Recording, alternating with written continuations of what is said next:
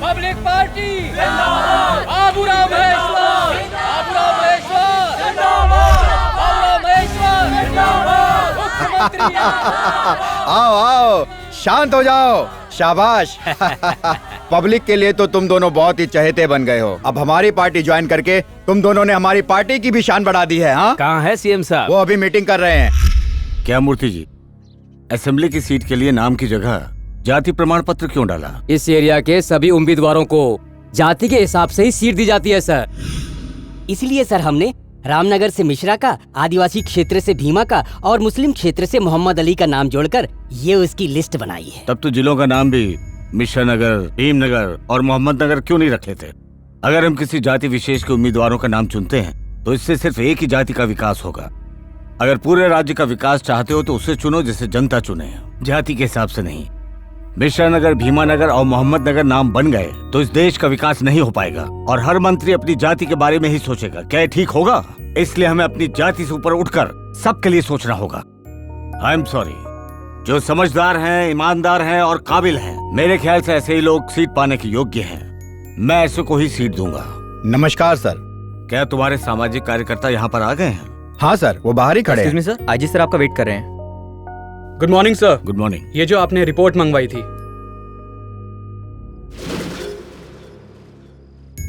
ये देखो, तुम्हारे सामाजिक कार्यकर्ताओं के कारनामे हैं। टिकट देने से पहले मैं सारे कार्यकर्ताओं को क्राइम रिपोर्ट चेक करता हूँ। बिना सोचे समझे लिस्ट कैसे दी? मुझसे गलती हो गई सर, लेकिन वो लोग इतने बुरे नहीं हैं सर। राष्ट्र भावना, देशभक्ति उनमें भी भरी हुई है। हाँ, मुझे पता है। मुख्यमंत्री, मुख्यमंत्री, पब्लिक पार्टी, पब्लिक पार्टी, मुख्यमंत्री।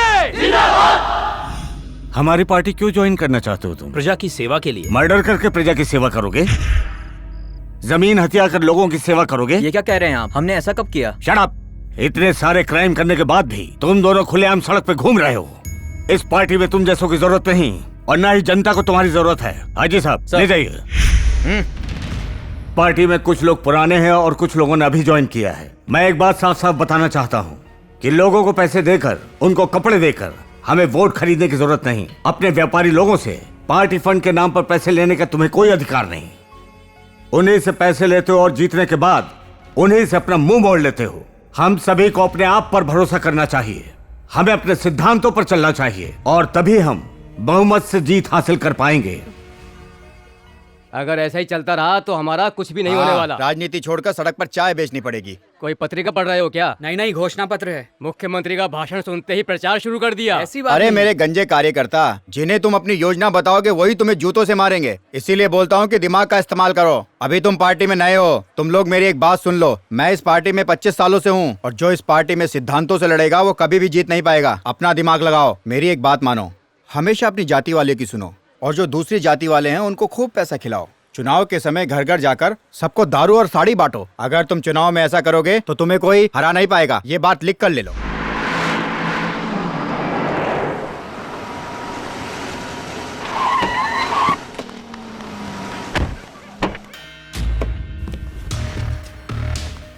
अरे सर, चुनाव प्रचार के लिए इस गांव में आने की क्या जरूरत है? जाति के हिसाब से हमने अपनी लिस्ट बना ली है। हमने इनको दारू और पैसा बांट दिया है, इनके वोट भी खरीद लिए हैं। ये हमें ही वोट देंगे। हाँ नमस्ते। जैसे हर दिवाली पर हम अपने घर को कलर करा के नया कराते हैं, उसी तरह हर 5 साल बाद जब इलेक्शन का टाइम आए तो जनता की सेवा कर लो। आप महान हो सर, ऐसे में तो हम हर बार का इलेक्शन जीत सकते हैं। लगता है ये लोग आपके स्वागत के लिए हाथ में डंडा लेके खड़े हैं जैसे 5 साल का गुस्सा एक बार में ही निकाल लेंगे। तुम चुप रहोगे? क्या हुआ सूरी बेटा, तुम उदास क्यों खड़े हो? हम तुम्हारे लिए ही तो आए हैं। नाटक करने की जरूरत नहीं है। ए, तुम्हें क्या तकलीफ है? पहले भी हम ही ने वोट देकर इन्हें जिताया है। तुमने तो गांव में बिजली लाने का वादा किया था, इसलिए हम सबने दिया जलाकर तुम्हारा स्वागत किया था। अरे बिजली तो दूर की बात है, अभी तक इस गांव में पानी तक नहीं पहुंचा, और तुम चाहते हो कि हम सब गांव वाले मिलकर तुम्हें वोट दें? पक्की सड़क बनाने का वादा किया था तुमने, लेकिन अभी तक वो सड़क पे एक गड्ढा भी नहीं भरा है। सूरी, इसी काम के लिए तो मैं दिल्ली गया था, ताकि इस गांव में सड़क तो क्या एयरपोर्ट तक बन जाए। लेकिन मुझे क्या पता था कि वहाँ पर सारा मामला बिगड़ जाएगा। क्या मामला, क्या बिगड़ा? मतलब वहाँ पर बम ब्लास्ट हुआ और सारा मामला बिगड़ गया। इसको बताओ सर। ब्लास्ट में बहुत लोग मारे गए, पूरा देश शोक में डूब गया, और तो और सारा काम ठप हो गया, इसीलिए सड़क का काम भी नहीं हो पाया। उसके बाद भी तो हम लोगों ने तुम्हें जिताया था ना। जब हम लोगों ने गांव में पानी और बिजली लाने का सोचा था तो पूरे देश में भुखमरी हो गई थी।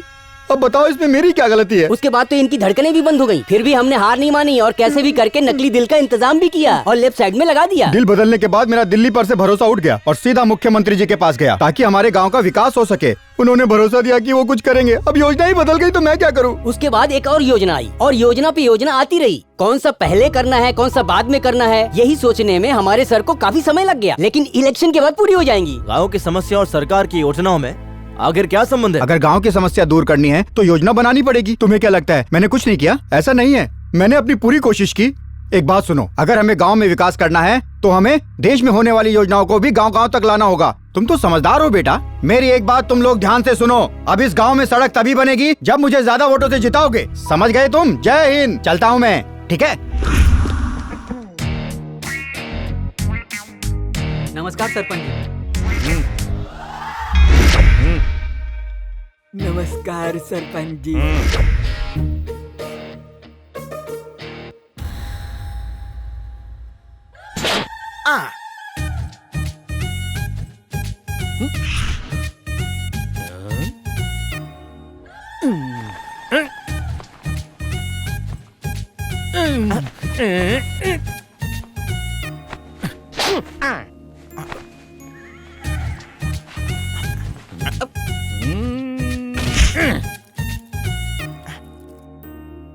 मालिक थोड़ा मुझे भी देना ना।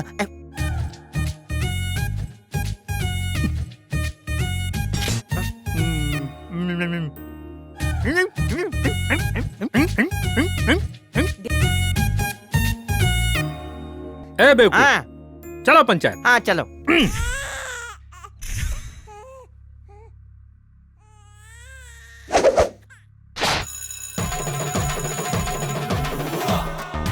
मामला क्या है? कुछ नहीं रघुनंदन। सरपंच बोलो। क्या फर्क पड़ता है? ये बोलता है कि मैं पैदाइशी काला हूँ, मेरी बीवी भी काली है, हमारा होने वाला बच्चा भी तो काला ही होगा ना। लेकिन ये बच्चा गोरा पैदा हुआ है, इसलिए ये बच्चा हमारा है ही नहीं, ऐसा बोलकर तलाक चाहता है ये काला आदमी। तुम बोलो। हाँ सरपंच जी, मैं ऐसी औरत के साथ बिल्कुल नहीं रह सकता। तुम बोलो। मैं भगवान की कसम खा के कहती हूँ मालिक, ये बच्चा इनका ही है। तू भी बोल रहे? मुझे लगता है ये बच्चा गोरा नहीं काला होना चाहिए था। सबूत क्या है? जैसे आप टिंगे हो, बीवी भी टिंगी है, बच्चा भी टिंगा होगा ना। अगर घर में सब टिंगे हैं तो बच्चे भी टिंगे होंगे ना। मैं क्या बोलता हूँ, अगर आपका बच्चा सुंदर सुशील आँखों वाला मेरी तरह हुआ तो। तुमने मेरी आंखें खोल दी, अब मैं फैसला करूंगा। Time start. राम लक्ष्मी, ये बच्चा तुम्हारा ही है ना? लेकिन ये बच्चा तुम्हारे पति का नहीं है। मालिक चुप हो जाओ, अपने हद में रहो। तुमने हद पार की, अपने पति को धोखा दिया, तभी ये बच्चा गोरा हुआ। बताओ कौन है वो?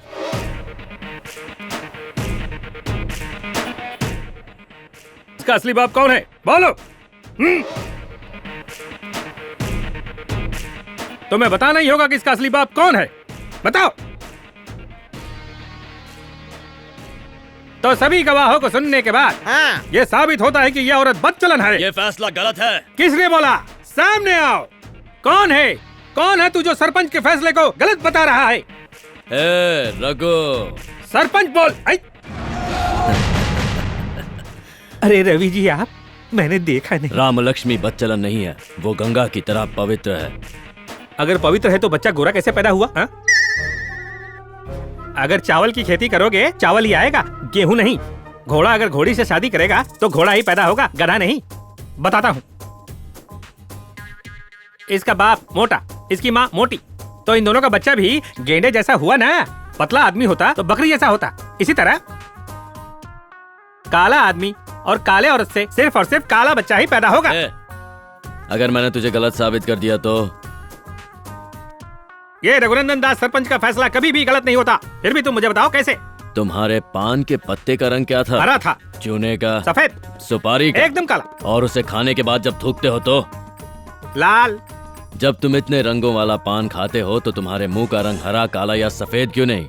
और थूकने के बाद लाल क्यों निकलता है?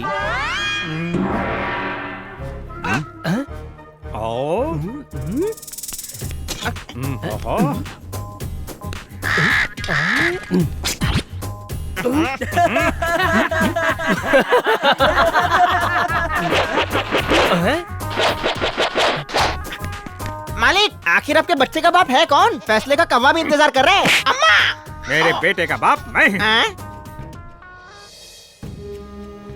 तुम्हारा बच्चा गोरा है, इसीलिए अपनी बीवी पर शक कर रहे हो? शर्म आनी चाहिए तुम्हें। तुमने आखिर ये सोच कैसे लिया कि ये बच्चा तुम्हारा नहीं है और यहाँ गांव के सामने अपनी बेइज्जती करने चले आए? तुम्हें तो इसका शुक्रिया अदा करना चाहिए, इस पर शक नहीं। ये लो, इसका ख्याल रखना, ये बच्चा तुम्हारा ही है। रवि भाई, आपको अबू चन्ना ने बुलाया है। अरे छोड़ दो, मुझे मर जाने दो। बस मैं अब जिंदा नहीं रहना चाहता। जब तक मैं बाप से नहीं मिल लेता, मैं जिंदा नहीं रहना चाहता। मैं यही चलता रहूंगा। अगर 1 घंटे के अंदर वो मुझसे नहीं मिले तो मैं अपनी जान दे दूंगा। छोड़ दो मुझे मरना है। तेरी हिम्मत कैसे हुई बाप जी को बुरा कहने की? अरे बात तो सुनो, बाप जी हमसे बात नहीं कर रहे हैं। बात तो दूर, सुबह से उन्होंने खाना भी नहीं खाया है। क्या हुआ उन्हें? उनको भगा दिया। भगा दिया? पास के एक गांव में जब वो इलेक्शन के लिए गए थे तब उनको गांव से धक्के देकर भगा दिया। मेरे बाप जी पर हाथ उठाया, उसका नाम बताओ मुझे। सूरी।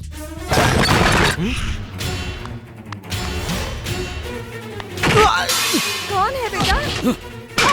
बेटा, अरे क्या कर रहे हो? छोड़ो।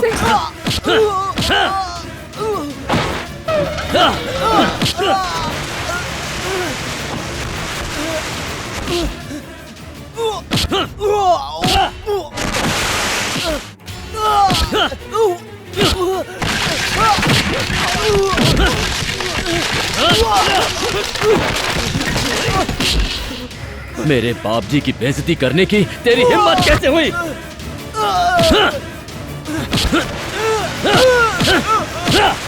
अरे बेटा, छोड़ो। इस हाथ से मेरे बाप जी को धक्का दिया था ना? रुक जाओ। मेरे बेटे से गलती हो गई बेटा, ये आइंदा ऐसे नहीं करेगा, इसे माफ कर दो।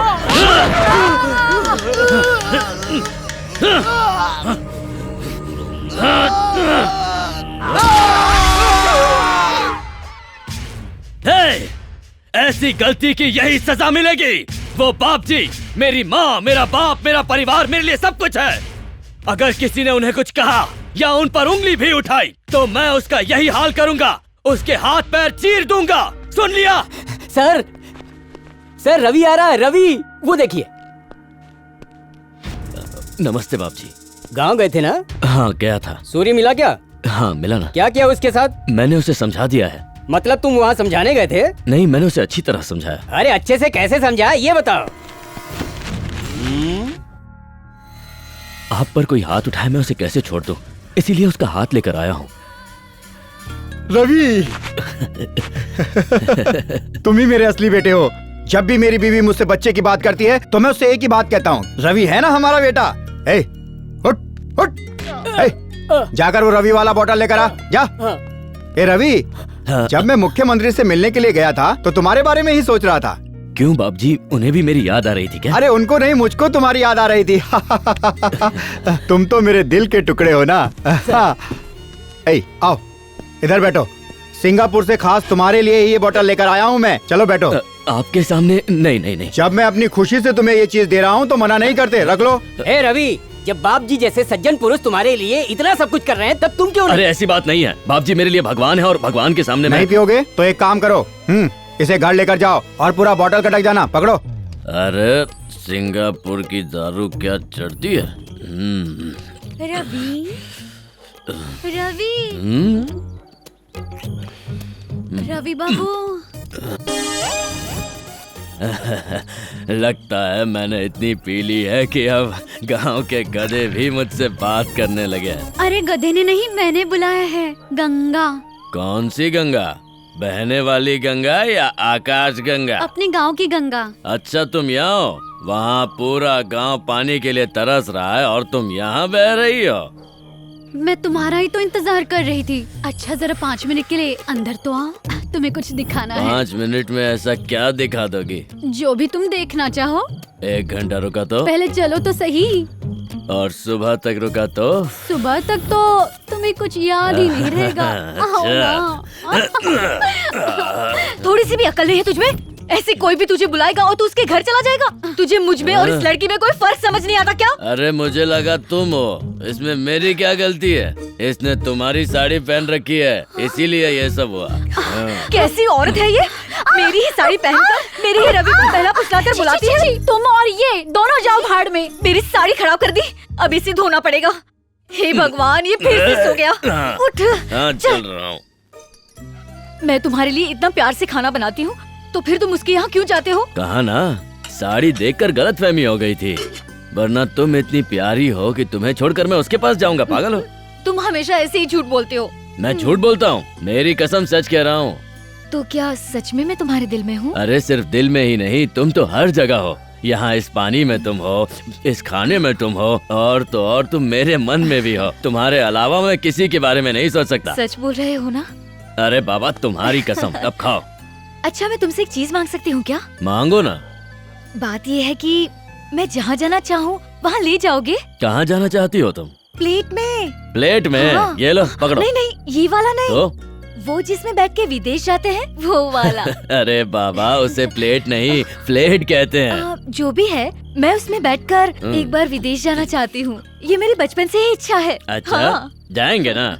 मैं अभी जाके बाप जी से कहता हूँ, तुरंत टिकट मिल जाएगा हम दोनों को। तो ला दो ना जल्दी से टिकट। अभी चाहिए? ये लो। अरे ये सच में मिल गई। ये लो।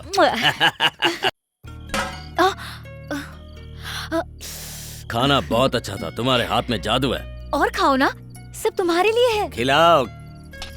हाँ और खिलाओ। खिला खिला कर इस आदमी को तुमने भैंसा बना दिया है। यहाँ की खाता है, बाहर जाकर झगड़ता है, और इन सब की वजह तुम हो। जाने दो, मुझे जो करना है करूंगी। शादी करूंगी तो इसी से करूंगी, वरना किसी से नहीं। अगर ये इसी तरह हमारे घर में आता रहा तो एक दिन गांव वाले हमारे मुंह पर थूकेंगे। अगर मेरी मर्जी से शादी करोगी तो खुश रहोगी। ऐसी उम्मीद मुझसे नहीं रखना। मैं सिर्फ और सिर्फ रवि से ही प्यार करती हूँ। पता नहीं क्या देखा था तुमने इसमें। न इसके पास जमीन है न जायदाद।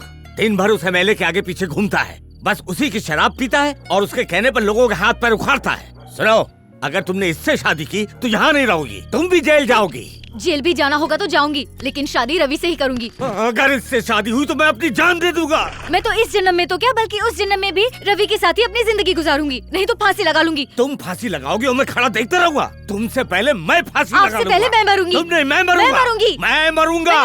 मैं मरूंगा। मैं मरूंगा। चिल्ला क्यों रहे हो? ये पकड़ो दोनों। चुप। दरवाजा बंद करो और खुद को फांसी लगा लो, वैसे भी तुम्हें रोकने कोई नहीं आएगा।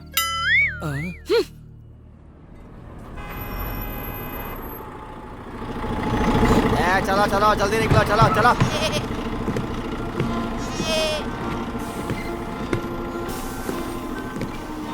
भैया आ जाइए।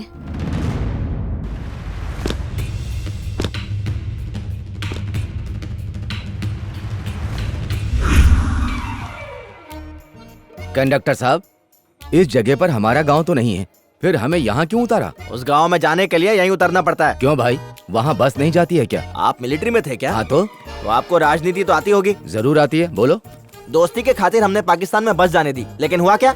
युद्ध हुआ। तो बस समझ लो कि आगे के गांव का भी वही हाल है। आप यहाँ से सीधा चले जाओ, वही आपका गांव है।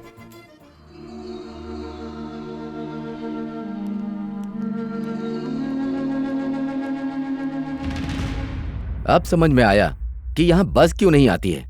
अगर ये गड्ढे इसी तरह रहे तो कुएं बन जाएंगे। अगर पानी होगा तभी ये कुएं बन पाएंगे। क्यों भैया, यहाँ पानी नहीं है क्या? वो देखो। हम ऐसे गांव में आए हैं जहाँ पीने के लिए पानी भी नहीं है। तुम रुक क्यों गई? वहाँ देखिए। मतलब पानी ही नहीं, बिजली भी इस गांव में नहीं आती। चलो फिर, हम कर भी क्या सकते हैं? भैया, कारगिल में आपने लड़ाई की और वहाँ लड़ते लड़ते आपने क्या क्या सहा इसका अंदाजा भी नहीं है मुझे। लेकिन यहाँ आने से आसान तो कारगिल में आपके लिए लड़ाई करना रहा होगा।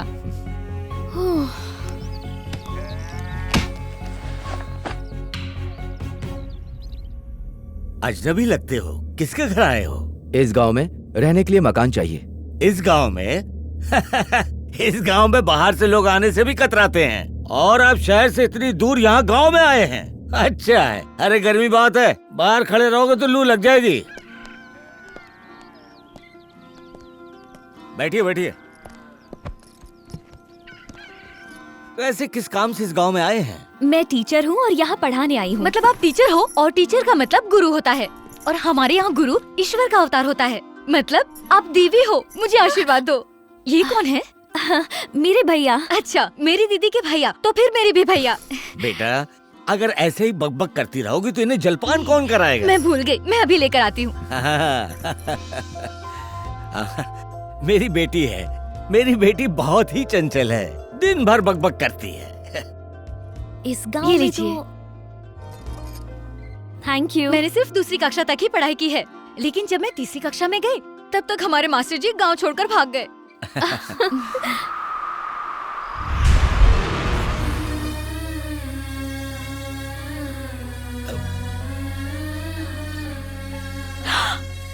ये कैसे हुआ? कोई एक्सीडेंट हुआ था क्या? चाचा जी, मेरे भैया एक सैनिक हैं और कारगिल की लड़ाई के वक्त इन्होंने अपना हाथ खो दिया था। ये बात आपने पहले क्यों नहीं बताई साहब? आप जैसे जवानों की वजह से ही हम जैसे लोग अपने घरों में सुरक्षित हैं। आप वीर पुत्र हो। चाचा जी, हाँ? इस गांव की पंचायत का ऑफिस कहाँ है? क्यों बेटी?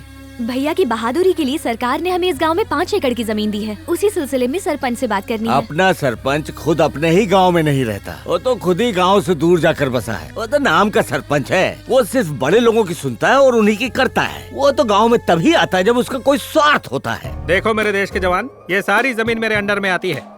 यहाँ से लेकर वहाँ तक की सारी जमीन पर सिर्फ और सिर्फ मेरा हक है। फिर भी ये 5 एकड़ की जमीन तुम्हारे नाम करने का वादा करता है ये सरपंच। अरे ना, जा जमीन के दर्शन करा। अरे यही तो है। इसकी आंखों पर मत जाना, इसके हाथ के इशारों को देखना। ये पत्थरों वाली जमीन तुम्हारी है। अरे तुम तो इस देश के बहादुर जवानों में से एक हो। इस पत्थर को काटकर जमीन बना देना पूरी तरह से। जय जवान जय किसान। यहाँ पर खेती कैसे होगी? मजाक मत करो। जब तुम्हारा भाई ऊंचे पहाड़ों पर दुश्मनों से लड़ सकता है तो क्या इन छोटे पत्थरों को काट कर मैदान नहीं बना सकता? फिर खेती करना, ये कॉन्फिडेंस मैं तुम्हें देता हूँ। जय जवान जय किसान। तो वो खाली जमीन हमें दे दीजिए। नहीं, यहाँ एयरपोर्ट बनने वाला है। क्या? एयरपोर्ट। बस तो यहाँ आती नहीं तो एयरपोर्ट कैसे आएगा? क्यों नहीं?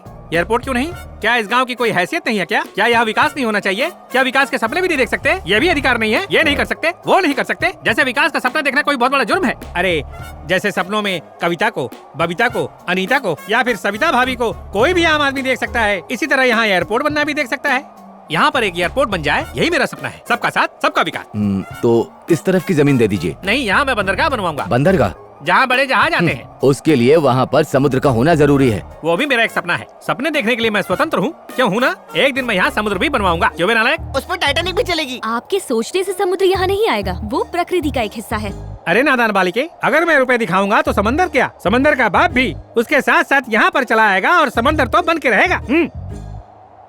और तुम केवल 5 एकड़ जमीन के लिए मुझे चोर भरी नजरों से देख रहे हो। बताओ, तुम सैनिक ही हो ना? तुमने कारगिल में युद्ध किया, मैं कैसे मानूं? तुम तो मुझे करीमनगर के हवलदार लगते हो, है ना? तुमने अपना हाथ उस युद्ध में खोया है, लेकिन तुम झूठ भी तो बोल सकते हो। सच बताओ। अगर सच जाना है तो आके सर्टिफिकेट देख लो। सर्टिफिकेट? ये तो कोई भी बनवा सकता है। आजकल तो नकली सर्टिफिकेट बनवाकर कोई भी डॉक्टर इंजीनियर बन जाता है। तुम लोग भी हो सकता है मुझे ठगने आए हो। इसका मतलब कारगिल सोल्जर होने का मुझे तुम्हें सबूत देना होगा, है? बिल्कुल। और कोई रास्ता नहीं है ना? बिल्कुल नहीं। अरे बाप रे, ये मालिक कहाँ गायब हो गए? नीचे देखो, दिख जाएंगे। अरे बाप रे, लगता है ये चल बसे। अब तो सरपंच मैं ही बनूंगा। अभी नहीं, मुंह पर पानी डालो, उठ जाएंगे। अरे बच गया? लगता है सो गया। अभी उठाता हूँ। ये लो। जल गया जल गया जल गया। कॉफी गरम थी। सैनिक का मुक्का इतने फुट का? आप बताओ। मैं कौन हूँ? सैनिक के रूप में आप रामायण के हनुमान हैं महाशय। बिना गदे के भी आप बहुत शक्तिशाली हैं। आपका हाथ ही आपका हथियार है। इन कपड़ों में आप देश के वीर सैनिक लग रहे हैं महाराज। आप तो इस पूरे गांव के हीरो हो। कारगिल युद्ध के महावीर चक्र हो आप। अब जल्दी से बताओ, मेरी जमीन कौन सी है? अभी अभी जिस जमीन में आपने मुझे गाड़ा है, यही जमीन आपकी है। हे कारगिल वीर, यहाँ से निकलने का उपाय बताइए। एक काम करो, इसके गले में रस्सी डालो और बैलगाड़ी से खींच करके इसे बाहर निकाल लो। व्हाट एन आइडिया सर जी। मालिक, मैं अभी बेल्ट ढूंढ के लाता हूँ, तब तक आप कॉफी चाटो।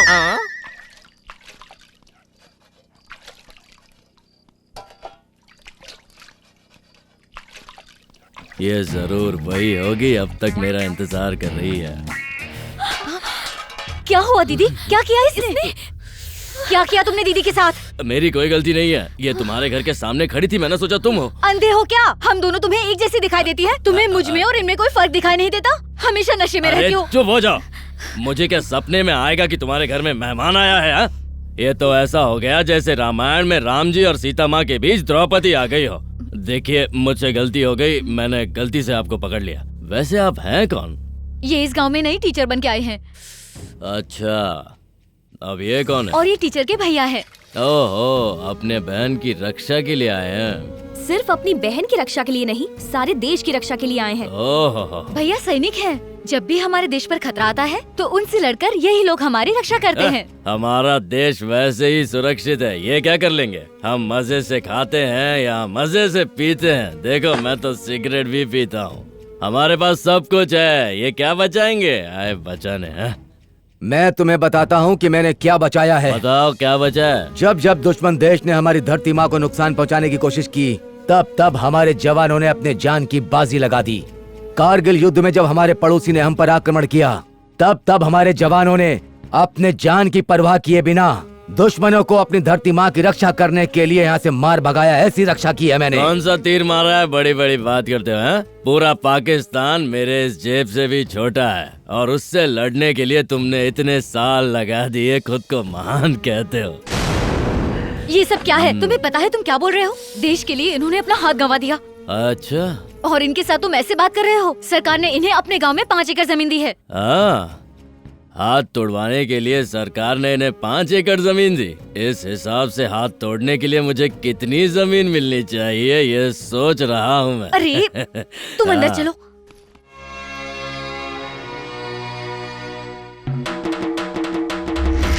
गांव वालों सुनो, गांव में पोलिंग बूथ लग चुका है। सभी गांव वाले पोलिंग बूथ पर वोट देने आ जाएं। सभी गांव वालों से निवेदन है कि अपना वोटर कार्ड लेकर मतदान देने आएं। सुनो। ये सब क्या हो रहा है? यहाँ पर बच्चों को क्यों लाए हो? वोट देने के लिए साहब। ये पिछले साल ही बड़े हुए। ये तुम लोग क्या बकवास कर रहे हो? सिर्फ 18 साल वाले ही वोट दे सकते हैं। मजाक मत करो। मैं मजाक नहीं कर रहा हूँ। मजाक नहीं तो और क्या है? ये तुम्हें बड़े लगते हैं? क्या हुआ? इस गांव में सिर्फ मेरी चलती है। अगर मैंने कहा ये बड़े हैं, तो इसका मतलब कि ये बड़े हैं। गांव में कुछ दिनों पहले एक आदमी के हाथ उखाड़ने का मामला तुमने सुना ही होगा। हाँ, मैंने सुना है। जिसने हाथ उखाड़ा था यही है। इसका नाम रवि है। ये जो बोलता है वही नियम बन जाता है। अगर रवि ने बोला बच्चा बड़ा है, तो आप कुछ नहीं कर सकते, आपको लिखना ही पड़ेगा। समझ गया, वो छोटे बच्चे नहीं बड़े आदमी ही हैं। चलो अपना नाम बताओ। महेंद्र बाहुबली साहब, उम्र 35 साल। लिखाओ लिखाओ, ये 35 का लगता है। ये है देव सेना, उम्र 22 साल। साहब जल्दी से इसका नाम लिखिए, क्योंकि मुझे किसी काम से जाना है। इसका नाम है भल्लाल देव और उम्र है 22 साल। ये कैसे काम कर रहे हैं आप? इन बच्चों का नाम वोटर लिस्ट में क्यों लिख रहे हैं? ये काम हम बड़ों का राष्ट्रीय अधिकार है। सरकारी अफसर होने के बावजूद इन जैसों की हाँ में हाँ मिला रहे हैं। शर्म नहीं आती आपको? उनको देखो, चाहे वो 80 साल का बूढ़ा हो या ये 8 साल के बच्चे, सब वोट करेंगे। तुम यहाँ पर नहीं हो ना? अपने काम से काम रखो, ज्यादा दिमाग मत चलाओ। लिखो लिखो। हाँ लिखाओ। साहब इसका नाम लिखो। इसका नाम है कटप्पा और उम्र 40 साल, एक बड़ी कंपनी का मालिक। रुक जाओ, क्या नाटक चल रहा है? तुम यहाँ बच्चों का नाम लिख रहे हो जिन्हें वोट देने का अधिकार ही नहीं है। ये क्या राशन की लाइन है जो पूरे खानदान का नाम लिख रहे हो? इन बच्चों ने तो अभी ठीक से स्कूल भी नहीं देखा है। किसने कहा कि ये 40 साल के हो गए हैं? मैंने। और किसकी हिम्मत होगी? तुम इनके बाप हो क्या? तुम्हारी औलाद है ये? यहाँ क्या हो रहा है इससे तुम्हें क्या मतलब? इस गांव में इस उम्र के लोग अपनी माँ की गोद में घूमते हैं क्या? तू भी घूमता है? बता। घूमता हूँ, इस गांव के लोग ऐसे ही जीते हैं और यहाँ पर यही होता आ रहा है पिछले 50 सालों से। इस गांव के बड़े भी अपने बाप की उंगली पकड़ते हैं। अब समझ में आया, ये एक अलग गांव है, ये एक स्पेशल गांव है। चुप हो जाओ। तुम्हारा कोई हक नहीं बनता कि तुम सरकार के बनाए हुए नियमों को तोड़ो, प्रजातंत्र का मजाक बनाते हो। इसी तरह छोटी बच्चियों की शादी करके उनका जीवन नरक बना दोगे। छोटे बच्चों से वोट दिला करके किसी घटिया नेता को जिताकर उसकी सरकार बना दोगे। तुम जैसे घटिया लोगों की वजह से ही प्रजातंत्र मजाक बनकर रह गया है। जब एक बुरा आदमी नेता बनता है तो ऐसा आदमी समाज और संस्कृति को बर्बाद करके रख देता है। तुम छोटे बच्चों के वोट से ऐसे आदमी की सरकार बनाना चाहते हो जो 5 साल के लिए इस देश के विकास को रोक दे। मैं ऐसा होने नहीं दूंगा, बिल्कुल नहीं। अभी तो तेरा सिर्फ एक हाथ नहीं है, यहाँ से नहीं गया तो दूसरा भी खो देगा। अरे नहीं बेटा। चाचा जी, इस गवार से बहस करके मेरे भैया ने बहुत बड़ी गलती की है। तुम लोग वोट दिलवा के किसी को भी जितवाते हो, फिर 5 साल तक वो दिखाई नहीं देते। इसीलिए इस गांव का आज तक विकास नहीं हुआ और ना ही कभी तुम लोग होने दोगे। अगर तुम्हें ये बच्चे भी कम लग रहे हैं तो इस लिस्ट में गाय बैलों के भी नाम लिखवा दो। तुम्हारी ये घटिया तरीके तुम्हें ही मुबारक हो। जल्दी जल्दी भरो रे, जल्दी करो, जल्दी डालो अंदर। सर देखिए कितनी भीड़ इकट्ठा हुई है।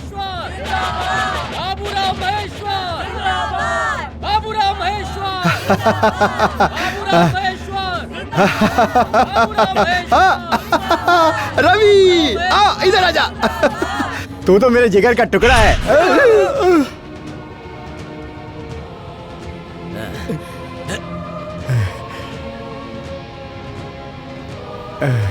हमारे बाप जी, हमारे बाप जी, एमएलए बाप जी।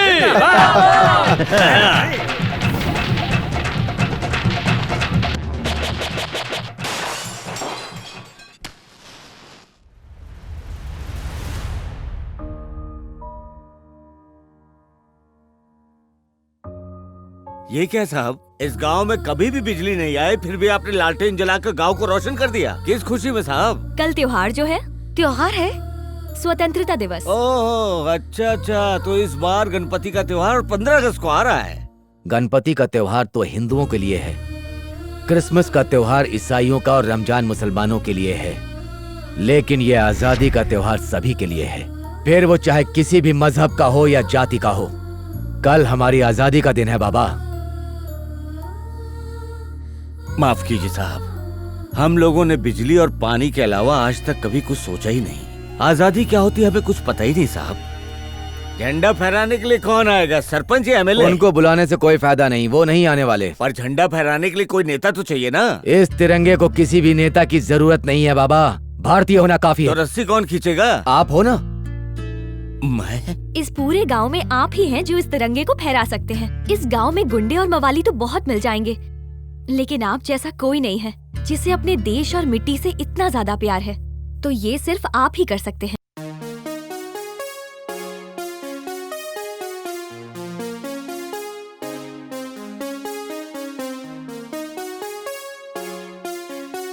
तुम लोग क्यों नहीं आ रहे हो?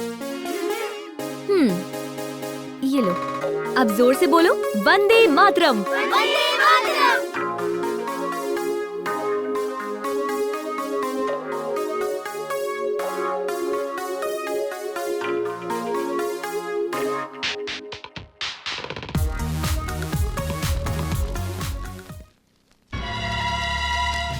यहाँ से झंडा कौन ले गया?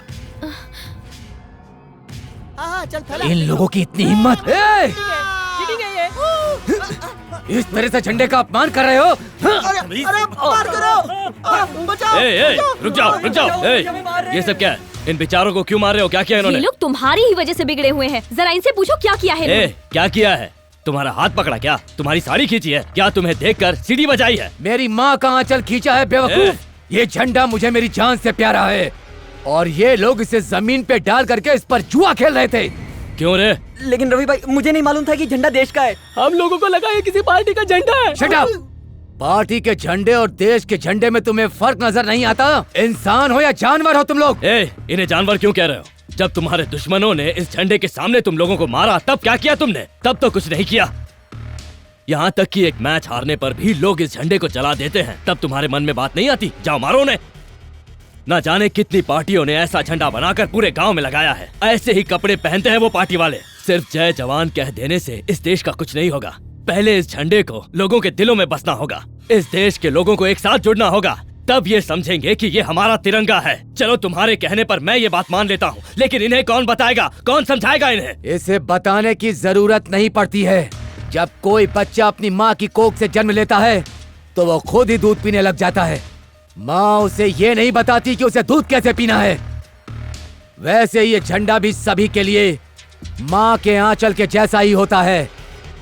जब कोई सैनिक अपनी सरहद पर खड़े होकर दुश्मन से लड़ता हुआ शहीद होता है तो किसी पुरस्कार के लिए नहीं, बल्कि भारत माता की सुरक्षा के लिए शहीद हो जाता है। परमवीर चक्र पाने के लिए नहीं, उसकी आखिरी इच्छा होती है कि वो उसी देश में जन्म ले और शहीद होने के बाद इसी तिरंगे में उसे लपेटा जाए। अगर कोई भी मेरे सामने इसे किसी पार्टी का झंडा बताएगा तो मैं उसे जान से मार दूंगा। कारगिल हो या कश्मीर, अगर मुझे फिर से लड़ना पड़े तो ये जवान तिरंगे के लिए अपनी जान दे देगा।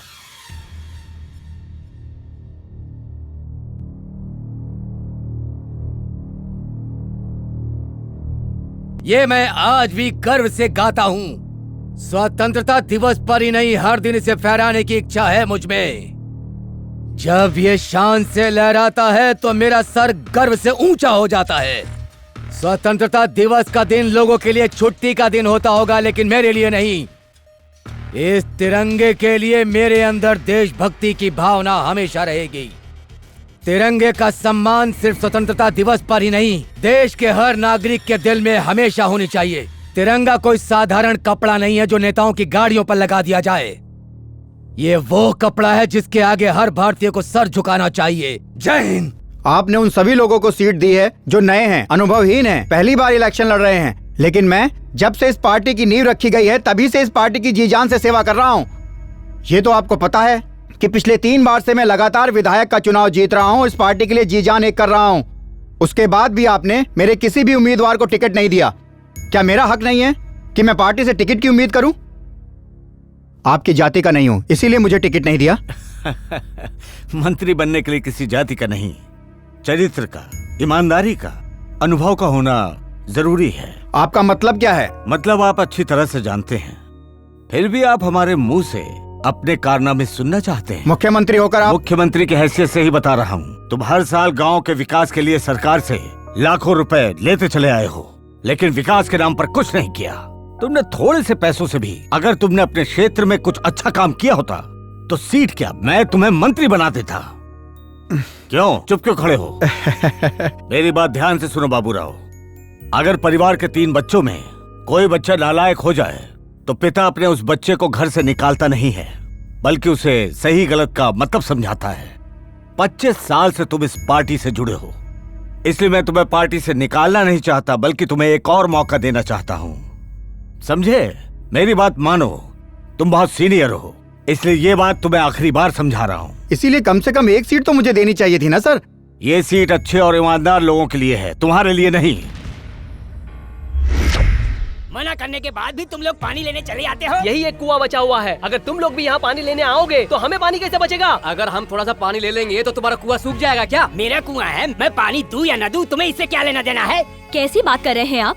हम इतनी गर्मी में पानी के लिए कहाँ कहाँ भटकेंगे? हाँ, जैसे कि यहाँ बहुत बड़ा तालाब है और हम लोग पानी दान करने के लिए बैठे हैं। तो क्या हम बिना पानी पिए ही रहेंगे? अगर ये बचा हुआ पानी तुम लोगों को दे दिया तो हमको भी ये गांव छोड़कर पानी के लिए कहीं और गांव में जाना पड़ेगा। ए बुढ़ाऊ, ज्यादा बकबक मत कर, हम पानी लेने आए हैं। चलो रे, पानी लेते हैं। ए, हमारे पानी को कोई हाथ नहीं लगाएगा। रुक जाइए, इन्हें पानी क्यों नहीं दे रहे हो? हम क्या करें, इस गांव में सिर्फ एक ही कुआं है, पानी खत्म हो जाएगा तो हम क्या करेंगे? चुप करो। पानी के लिए तुम लोग आपस में जानवरों की तरह लड़ रहे हो। तुम लोगों को शर्म आनी चाहिए अपने ऊपर। अगर तुम लोगों को पानी चाहिए तो सरपंच के पास चलो। मालिक, मालिक दरवाजा खोलो, वो जवान आया है, क्या हुआ? आपको ढूंढ रहा है। कौन सा जवान? उम्र में जवान, ताकत में जवान, मुझसे भी जवान? कौन जवान है? सामने आओ। अबे नालायक, पूरा नहीं बोल सकता था कि वो कारगिल वाला जवान आया है? मुझे जमीन के अंदर गाड़ने के बाद बताएगा? गुरु, कारगिल वाले जवान भाई अंदर आइए। आइए आइए, कुर्सी पे बैठिए। बैठिए। जय जवान जय किसान। आपके भाई के कारण ही हमारा देश सुरक्षित है। आप क्यों आए? मुझे ही बुलवा लिया होता गुरु। गुरु, इस बार मुझे जमीन में दफनाने तो नहीं आए हैं ना? नहीं, ऐसी बात नहीं। ठीक है। पानी की कमी से गांव के सारे कुएं सूख गए हैं जी। गांव में अब रहना मुश्किल हो गया है। आप मेरी जमीन ले लो, लेकिन गांव वालों को पानी दे दो। सही पकड़े हैं, आपका फैसला बिल्कुल जायज है, परंतु यहाँ पानी लाना मेरे वश में बिल्कुल नहीं है। लेकिन आप तो सरपंच है ना? सरपंच होने का बहुत नाजायज फायदा उठाते हैं। सरपंच से ऐसी बातें नहीं करते। मैं गांव में जरूर जाता हूँ, लेकिन वहाँ गंदगी होती है, इसीलिए घर आकर नहाना पड़ता है, दबा कर भोजन करना पड़ता है, फिर पचाने के लिए डांस करना पड़ता है। मतलब आप गांव वालों के लिए कुछ नहीं करते? करूँगा ना, जब बिजली कड़केगी, बादल बरसेंगे और फिर बिजली आ जाएगी। बादल से बिजली कैसे? कैसे? बादल से पानी और बिजली से करंट। बिजली से करंट कैसे होगा? कैसे नहीं होगा? हमने तो पेट्रोल की जगह पानी का उपयोग सोचा है। पानी से यहाँ पर गाड़ियाँ भी चलेंगी। तुम्हें समझ में नहीं आया क्या? सिगरेट पीने से धुआं बनता है और धुएं से फिर बादल, बादल से बारिश होती है और फिर बारिश के बाद बाढ़। जब बारिश ज्यादा होती है तो बहुत कीचड़ बनता है और कीचड़ में कमल खिलता है। इसी तरह बादल के गरजने से बिजली का निर्माण करूंगा और घर घर में बिजली पहुंचाऊंगा। क्या बात है सर, आपने जो सपना देखा है वो तो बहुत बढ़िया है। पानी का आइडिया कैसा लगा आपको? बढ़िया। फिर तो हम लोगों का इस गांव में रहना बेकार है। 100% बेकार। अरे इस गांव के लोग तो महीने में एक बार भी नहा ले तो बहुत है, और ऐसे गांव वालों के बीच इंसान तो क्या जानवर भी रहना बिल्कुल पसंद नहीं करेगा। इसका मतलब गांव वाले जानवरों से भी बदतर हैं, हाँ? आपने बिल्कुल सही कहा श्रीमान, और ये बात मैं सीना ठोक कर कहता हूँ। आप इन गांव वालों को नहीं जानते। इन गांव वालों की जिंदगी कीड़ों मकोड़ों से भी बिल्कुल बदतर है, बोले तो एकदम बदतर।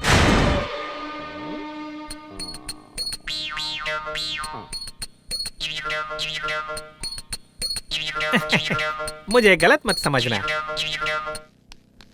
मैं अपने पूर्वजों की कसम खाकर कहता हूँ, मैं इन गांव वालों के लिए अपनी जान भी दे दूंगा। ये गांव ही मेरे लिए मेरी दुनिया है। सही कहा मालिक। इस गांव को शहर तो क्या, इस गांव में बिजली, पानी, सड़क तो क्या, मैं यहाँ पर एयरपोर्ट से लेकर बंदरगाह तक बनवा दूंगा। प्रति व्यक्ति को पूजने के लिए अलग अलग मंदिर तक बनवा दूंगा। बोलिए स्वामी। मालिक की जय हो। कारगिल के वीर जवान, आप जा रहे हो, मेरा क्या होगा? हम गांव वाले तुम्हारे लिए जानवर से भी बदतर है ना? ऐसा इस गधे ने बोला। मच्छर से भी गए गुजरे हैं? ऐसा भी इसी नालायक ने बोला था। तुमने तो कहा था कि हम कीड़े मकोड़े हैं। ये भी मुझे इसीलिए बताया था गंगा बहन। मेरे लिए तुम तो भगवान हो। हम महीने में एक बार नहाते हैं। हम लोगों को जीने का अधिकार नहीं है ना? क्या बात है? बहुत बकबक करता है सरपंच। तेरी तो आप करो, ऐसा नहीं बोलूंगा।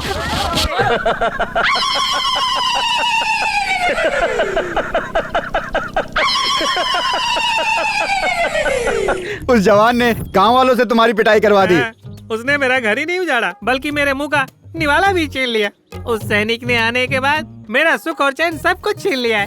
जब तक ये गांव में नहीं था, मुझे छूने की हिम्मत तक किसी की नहीं थी, लेकिन अब देखो, जब से ये आया है, सबको भड़का रहा है, आपके खिलाफ भी बोला है। अगर ऐसा ही चलता रहा तो जो ये चखना खा रहे हो, ये जो दारू पी रहे हो, ये ग्लास की मदिरा, ये इज्जत का धागा, ये चखना, ये दारू, ये ग्लास और ये धागा, तुम रोड पे आ जाओगे और भीख मांगोगे। बस इतना ही कहना था। ए सुन, मुझे क्या बुद्धू समझता है? अरे ओ जालीदार सरपंच, मैं तुझे नहीं छोड़ूंगा। तू पिट के आ गया, कपड़े फड़वा के आ गया, पिट के आया, मार खा के आया, लुंगी फड़वा के आ गया। आज गांव वालों ने तेरी पुंगी बजा कर रख दी। अब ज्यादा नाटक किया तो तेरा पेट फाड़ दूंगा। अरे चुप हो जाओ तुम दोनों, इतनी छोटी सी बात का बतंगड़ बना के रख दिया। जाओ रवि को बुला कर लाओ, वो उन दोनों को उस गांव से धक्के मार के निकाल देगा। सब फेंक दो, कपड़े भी निकाल के फेंक दो, वो भी फेंक, तहस कर दो, सब कुछ बाहर फेंक दो, कुछ नहीं बचना चाहिए। निकाल के रख लो हम लोग। हाँ ये भी फेंक दो, सारा हमारा सामान बाहर क्यों फेंक रहे हो? इसके साथ तुम्हें भी फेंक देंगे। तुम्हें गांव छोड़ना होगा और ये घर खाली करना होगा। क्यों, क्या किया हमने? जरा बताओगे मुझे? बताने की कोई जरूरत नहीं है। क्यों जरूरत नहीं है? फिर इस तरह से तुम हमारे सामान को बाहर क्यों फेंकवा रहे हो? ये घर क्या तुम्हारे बाप ने बना कर दिया था? नहीं तो तुमने बनाया है क्या? इसके लिए मैंने किराया भरा है। तुम्हारा गांव पे राज होगा, मुझ पर नहीं। अब जल्दी बताओ कि मेरा सामान बाहर क्यों फेंकवाया? औरत हो इसीलिए सिर्फ सामान बाहर फेंका है, नहीं तो क्या? अगर जिंदा रहना चाहती हो तो अपने भाई को लेकर यहाँ से निकल जा। अगर मुझे मरने का डर होता तो मैं दुश्मन से गले लग जाता, उसके सामने अपना सर झुका देता और सही सलामत वापस लौटाता। लेकिन मैंने बिना डरे उनका सामना किया, क्योंकि मुझे अपनी जान से ज्यादा देश प्यारा था। इसलिए मैंने उनका डट कर सामना किया। इसीलिए तो इज्जत से कह रहा हूँ, वरना तुम्हारे सामान को जैसे निकाला वैसे तुम्हें गांव से निकाल देता। बाप जी के आदमी पर हाथ उठाने वाले किसी को भी इस गांव में रहने का हक नहीं है। तुम कौन होते हो मुझे इस घर से और इस गांव से बाहर निकालने वाले? इस धरती पर मेरा भी हक है, उतना ही जितना एक किसान को अपनी फसल पर होता है और एक जवान को अपने देश पर। और ये जवान जहाँ भी जाएगा उसके लिए इस देश की धरती सब कुछ होगी, क्योंकि ये धरती मेरी माँ है। ये देशभक्ति की बातें मेरे सामने करने का कोई फायदा नहीं। मैं सिर्फ बाप जी की सुनता हूँ। तुम्हें इस गांव से जाना होगा और सरकार से मिली जमीन को भी हमेशा के लिए भूल जाओ।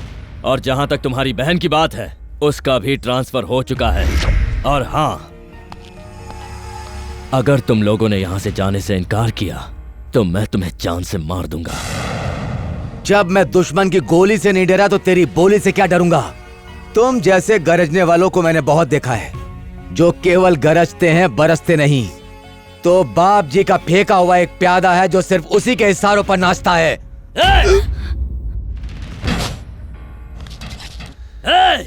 भैया! रुको बाबा, छोड़िए, इसकी हिम्मत कैसे हुई? पागल तुम क्या कर रहे हो? तुम दूर हटो। क्या गलत बोला इन्होंने बता? उस बाप जी के कहने पर तू किसी को भी मारने चला जाता है। तू तो इतने गिर गया कि उसके लिए कुछ भी करेगा। चुप कर। ये क्यों जाएंगे? इनको जाने को कह रहे हो? इन्होंने स्कूल को स्कूल नहीं मंदिर बना दिया है। कितना कुछ किया गांव के लिए। कारगिल के युद्ध में इन्होंने अपना हाथ गंवा दिया देश के लिए। इस गांव के सरपंच को गांव वालों के सामने बेनकाब किया। इन्हें इस गांव से जाने की कोई जरूरत नहीं है। इन्होंने ऐसा कोई गलत काम नहीं किया जो तू और तेरे बाप जी लोगों के साथ करते। जाना तो तुझे चाहिए। जा से निकल।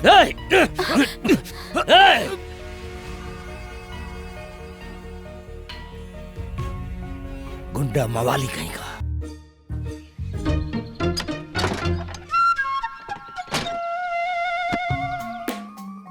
अरे उधर तो देख, टीचर कितनी खूबसूरत लग रही है ना। ए पागल, उसके बारे में ऐसा मत बोलो। तुमको क्या दिक्कत है? कह तो तू सही रहा है। वो देख, अब आएगा मजा।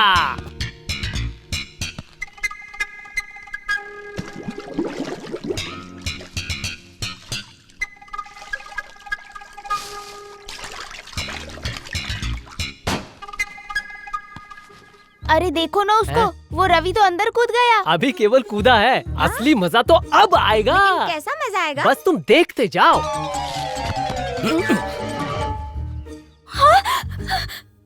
नहीं नहीं नहीं, तुम यहाँ क्या कर रहे हो? बाहर जाओ। अगर चुपचाप बैठी रही तो मैं चला जाऊंगा, वरना सबको बताऊंगा कि मैंने तुम्हें ऐसे देख लिया है। छी, इंसान हो या जानवर? कहा ना आवाज मत करो। तो जल्दी यहाँ से जाओ। एक शब्द भी और कहा तो मैं पीछे मुड़ जाऊंगा। रुको रुको। कोई ना बोलती बंद। तुम शर्ट क्यों निकाल रहे हो? मुझे भी नहाना है, इसीलिए उतार रहा हूँ। ये देखो भाई लोग, नजारा सुपर है। सुनो, जल्दी करो, तुम्हारा भाई आने वाला है। उसके बाद स्कूल के बाहर मिलेंगे, फिर घूमने जाएंगे, बहुत मजा आएगा। क्यों रे, यहाँ क्या करने आया था? कुछ नहीं, मैं नहाने जा रहा था, लेकिन मेरा साबुन यहाँ था तो मैंने सोचा यहाँ से ले लेता हूँ। तो ले लिया? जा ही रहा था, लेकिन वो टीचर नहा रही है ना, तो मैंने सोचा कि बाद में नहा लेता हूँ। कौन सी जल्दी है? छी, थोड़ी तो शर्म करो। भगवान के लिए झूठ बोलना बंद करो। देखो, मैं तुमसे सच कह रहा हूँ। मुझे क्या पता था कि वो इस वक्त नहा रही होगी। जो हुआ हमारे बीच हुआ, उसे कोई तकलीफ नहीं तो तुम्हें क्या तकलीफ है, समझी?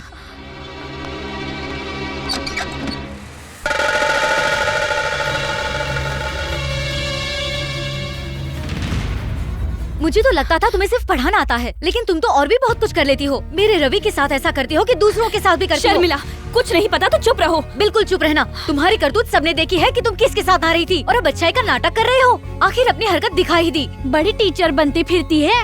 इसको तो मर्दों के साथ नहाने में बड़ा मजा आता है। ऐसी औरतों को मैं जानती हूँ, जब भी कोई अच्छा मर्द देखती है तो डोरे डालने लगती है। मुझे तो पहले ही समझ जाना चाहिए था ये कैसी औरत है। औरत को हमेशा अपनी मर्यादा में रहना चाहिए, समझ में आया? अगर ये हर कहीं ऐसे ही मुंह मारती रही तो पूरा गांव बदनाम हो जाएगा। इसे बोलने का कोई फायदा नहीं है। मेरा घर छोड़ेगी या तुम्हें धक्के मार के निकालना पड़ेगा।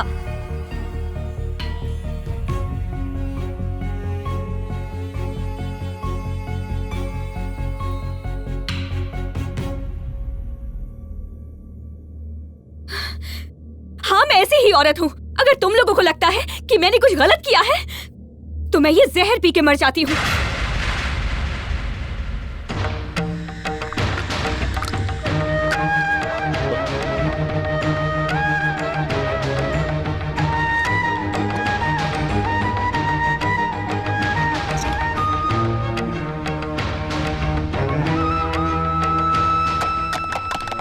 बस मैंने बहुत कुछ सुन लिया। अगर मैंने कुछ भी गलत काम किया है तो वही आदमी मुझे सही साबित करेगा जिसने मुझे सारे गांव के सामने बदनाम किया है। उसको तो सब कुछ पता है कि मैं सही हूँ या गलत हूँ।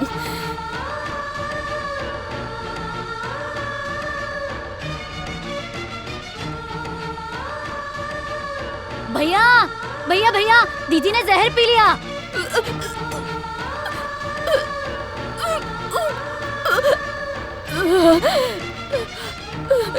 ए, कहीं ये मर न जाए। अच्छा है मर ही जाए तो दुनिया से कम बोझ कम हो जाएगा।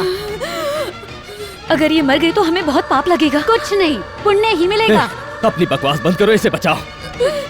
इसने कोई गलत काम नहीं किया, मैंने इसे फंसाने के लिए ये सब झूठ कहा था। बचाओ इसे।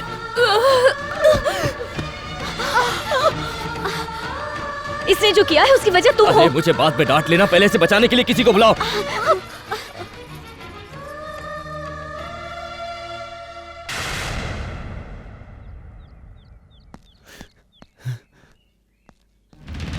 मेरी बहन, जल्दी करो ताई।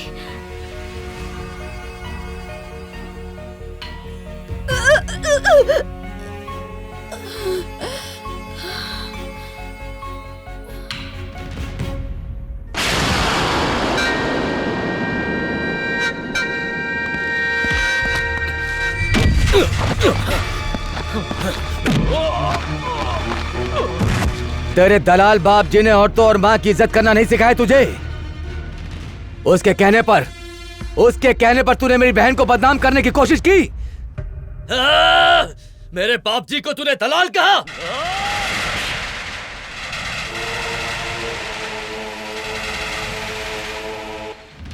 मारना चाहते हो? आओ मारो मुझे। क्या इसके लिए भी तुझे अपने बाप जी से इजाजत लेनी पड़ेगी? मेरे बाप जी के खिलाफ एक शब्द भी कहा ना तो। क्या करोगे तुम? मेरा हाथ काटोगे, मेरा सर काटोगे, या मुझे इस गांव से धक्के मारकर बाहर निकाल दोगे? करूंगा, जो वो कहेंगे वो करूंगा। अगर उनके लिए अपनी जान भी देनी पड़ी तो दे दूंगा। तेरे बाप जी ने अभी तक तेरे लिए क्या किया? इस गांव के लिए क्या किया है? गांव में बिजली दी है या गांव को पानी दिया है? सड़क बनाई है या कोई साधन दिया है? आज तक कोई स्कूल बनाया है या कोई हॉस्पिटल? क्या किया है तेरे बाप जी ने? बता इस गांव के लिए। अगर मैंने उनसे कहा तो वो करेंगे। गांव के लिए सड़क तो क्या, वो सोने की सड़क बना कर देंगे। सिर्फ बातें करने से नहीं होगा, उसको बोल किस गांव के लिए सड़क बनाए। अगर तेरे बाप जी ने ऐसा कर दिया तो मैं ये गांव छोड़कर चला जाऊंगा। अगर वो इस गांव में बिजली और पानी लाया तो मैं उसका पुतला बनाकर उसकी पूजा करूंगा। अगर उसने स्कूल और हॉस्पिटल भी बनाया तो इस सैनिक ने अपना एक हाथ खोया है, उसके लिए मैं अपना दूसरा हाथ भी काट के उसे दे दूंगा। ऐसा बोल सकते हो? Come on tell me. होगा, अब ये होकर ही रहेगा। यहाँ स्कूल बनवाकर तेरी बहन से उसका उद्घाटन करवाऊंगा। बाप जी यहाँ पर अस्पताल खोलेंगे और तू अपनी आंखों से देखेगा। पानी बिजली सब होगा, यहाँ तक कि लोगों के लिए सड़क बनेंगे। कल ही बाप जी इन सब के लिए पेपर सैंक्शन करेंगे और मैं उनके सामने तेरा सर काटूंगा। याद रखना, ये इस रवि का वादा है। नमस्ते। हाँ हाँ नमस्ते। नमस्ते भाई। बाप जी देखो, हमारा रवि आ गया है। लगता है रवि ने उस मिलिट्री वाले को और उसकी बहन को धक्के मार के गांव से निकाल दिया। बाप जी नमस्ते। बाप जी क्या हुआ रवि, भगा दिया ना उन लोगों को? नहीं, वो तो खुद ही जाने के लिए तैयार है। मतलब वो गए? बधाई हो, बधाई हो। वो खुद ही गांव छोड़ देंगे, बस उनकी शर्त पूरी हो जाए। क्या मांगा उसने? अपनी बहन के लिए प्रमोशन? नहीं, बस गांव को बदलना चाहते हैं।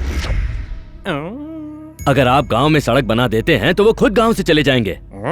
अगर आप गांव में बिजली ले आए तो वो आपकी पूजा करेंगे। उसने कहा कि अगर आप ऐसा कर दें तो वो खुद अपना हाथ काट कर देगा।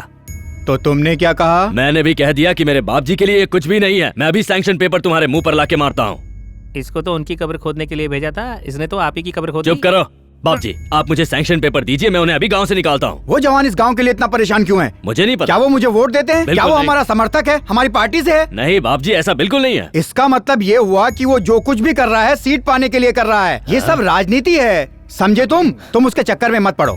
बाप जी, मुझे लगता है वो ये सब सीट के लिए नहीं, गांव के फायदे के लिए कर रहा है। अरे रवि, वो ये जो कुछ भी कर रहा है वो विपक्षी पार्टी के कहने पर कर रहा है। इतनी सी बात तुम्हारी समझ में क्यों नहीं आ रही है? वो जो भी है बाप जी, आप बस ये काम कर दीजिए। लेकिन हम वो सब नहीं कर सकते रवि। क्यों बाप जी? तुम ये सब बात भूल जाओ। बाप जी ऐसा मत कहिए बाप जी। बाप जी सुनिए ना, मैंने पूरे गांव के सामने कसम खाई है कि मैं सैंक्शन पेपर उसके मुंह पे मारूंगा। अगर आपने ऐसा नहीं किया तो मेरी क्या इज्जत रह जाएगी? जो भी हो रवि, लेकिन मैं ऐसा नहीं कर सकता। करंट नहीं ला सकता बाप जी, सड़क नहीं बना सकता, हॉस्पिटल नहीं बना सकता। रवि, ये सब छोड़कर अगर तुम मुझसे मेरी जान भी मांगेगा तो दे दूंगा। बाप जी, बाप जी, बाप जी, बाप जी, बाप जी, बाप जी, ये आप क्या कर रहे हैं बाप जी? अरे नहीं, अरे बाप जी, छोड़ मुझे, मरने दे मुझे, जाने दे मुझे, छोड़िए, छोड़ मुझे, छोड़िए इसे। ये क्या कर रहे हैं आप? तो और क्या करूं मैं? अरे अभी आप मर जाते हैं अगर रवि तो आपको मरने देना। मैं आज इतना मजबूर हूँ कि रवि के लिए कुछ भी नहीं कर सकता। नहीं बाप जी, आपके बिना तो हम सब अनाथ हो जाएंगे बाप जी। मेरे लिए कितनी शर्म की बात है, मेरे बेटे ने कुछ मांगा और मैं उसे दे भी ना सका। पहली बार रवि ने मुझसे कुछ मांगा था और मैंने उसको मना कर दिया। धिक्कार है मुझ पे। देखो मैं तुम्हारे सामने असहाय खड़ा हूँ। इसने मुझसे पैसा नहीं मांगा, बिजली मांगी है। इसने पूरे गांव के सामने अपने बाप जी के लिए कसम खाई कि मेरे बाप जी वो सब करेंगे जो भी मैं बोलूंगा। अगर मेरा रवि बोले तो सड़क क्या, सोने की सड़क बनवा दूं मैं। अगर उसे पानी चाहिए तो बादलों से बारिश करवा दूं। अगर उसने बिजली मांगी तो पूरे गांव को दिवाली की तरह हर जगह रोशनी से भर दूंगा। लेकिन मैं ऐसा कुछ भी कर नहीं पा रहा हूँ। मुझे जीने का कोई हक नहीं है, मर जाना चाहिए मुझे, मर जाना चाहिए। बाप जी, रघु, मुझे एक आइडिया आया है। हम ये घर बेच देते हैं और रवि के गांव की सड़क बनवा देते हैं। लेकिन इतने पैसों में तो सड़क नहीं बन पाएगी। तो क्या मेरी सारी जायदाद को बेचकर तो बन जाएगी सड़क? इससे तो केवल गड्ढे भर पाएंगे। बाप जी, क्यों ना हम सरकार से पैसे मांग लें? अगर सरकार ने सुनी होती तो आज मुझे ये दिन न देखना पड़ता। पर सरकार तो हमारी पार्टी की है। हमारी पार्टी की सरकार होने के बावजूद हमें सड़क बनाने का अधिकार नहीं है। लेकिन बाप जी, आप तो विधायक हैं। लेकिन एक आदमी इनकी कोई बात नहीं सुनता ना। ये पार्टी में पिछले 25 साल से अपने चप्पल खींच रहे हैं, लेकिन आज तक इन्हें मंत्री बनने का सौभाग्य प्राप्त नहीं हो पाया और इन्हें पार्टी मीटिंग से बाहर कर दिया। कौन था वो? मुख्यमंत्री। मुख्यमंत्री ही तो सबसे बड़ी समस्या है। वो मुझे कुछ भी काम करने नहीं देते। लेकिन ऐसा क्यों? बुरे लोग तो बुरे लोगों को ही पसंद करेंगे, ऐसे लोगों को तो करेंगे नहीं। क्यों, ये राक्षस है क्या? चुप हो जाओ तुम। इन सब के लिए तुम इतना परेशान क्यों हो रहे हो रवि? शायद मैंने ही अपनी पार्टी के लिए कुछ नहीं किया होगा। अगर मुख्यमंत्री गलत हैं, तो फिर क्या कर सकते हैं? मुझे देखो, मैं भी तो आज तक रवि के लिए कुछ नहीं कर पाया। सही कहा आपने। आप तब तक कुछ नहीं कर सकते जब तक वो मुख्यमंत्री रहेगा। ऐसे तो मैं कभी कुछ नहीं कर सकता। जब तक उसके पापों का घड़ा भर नहीं जाता वो कभी नहीं मानेगा। वो कोई दूध पीने वाला बच्चा थोड़ी ना है। वो इतनी आसानी से अपनी कुर्सी नहीं छोड़ने वाला। इसका मतलब हम कुछ नहीं कर सकते? मैं तो कहता हूँ कि उसका किडनैप करवाकर उसका इस्तीफा दिलवा दो। फिर रास्ता साहब, उसके बाद मुख्यमंत्री बनकर आप सिर्फ रवि का गांव ही नहीं, पूरे दुनिया की सड़क को वहाँ से यहाँ तक पक्की करवा सकते हैं। सही कहा तुमने। जब तक वो मुख्यमंत्री रहेगा रवि के गांव का कुछ नहीं हो सकता। अगर रवि के गांव में पानी लाना है तो उसे इस्तीफा दिलवाना होगा। लेकिन ये काम करेगा कौन? ये काम मैं करूंगा।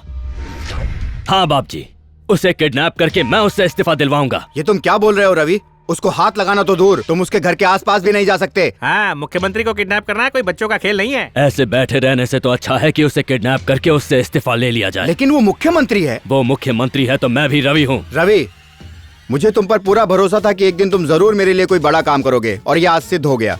मुझे तुम पर बहुत गर्व है रवि। तुम सोच भी नहीं सकते कि आज मैं कितनी खुशी महसूस कर रहा हूँ। रवि, अगर देश की रक्षा करनी है तो किसी ना किसी को तो खड़ा होना ही पड़ेगा।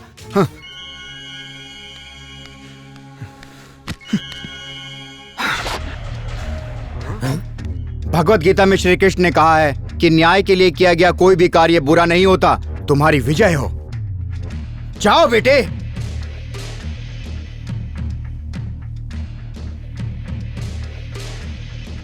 बाप जी, किडनैप के चक्कर में कहीं इसका ऊपर का टिकट कट गया तो? अगर ये मर गया तो समझो ये गुंडा कम हो गया।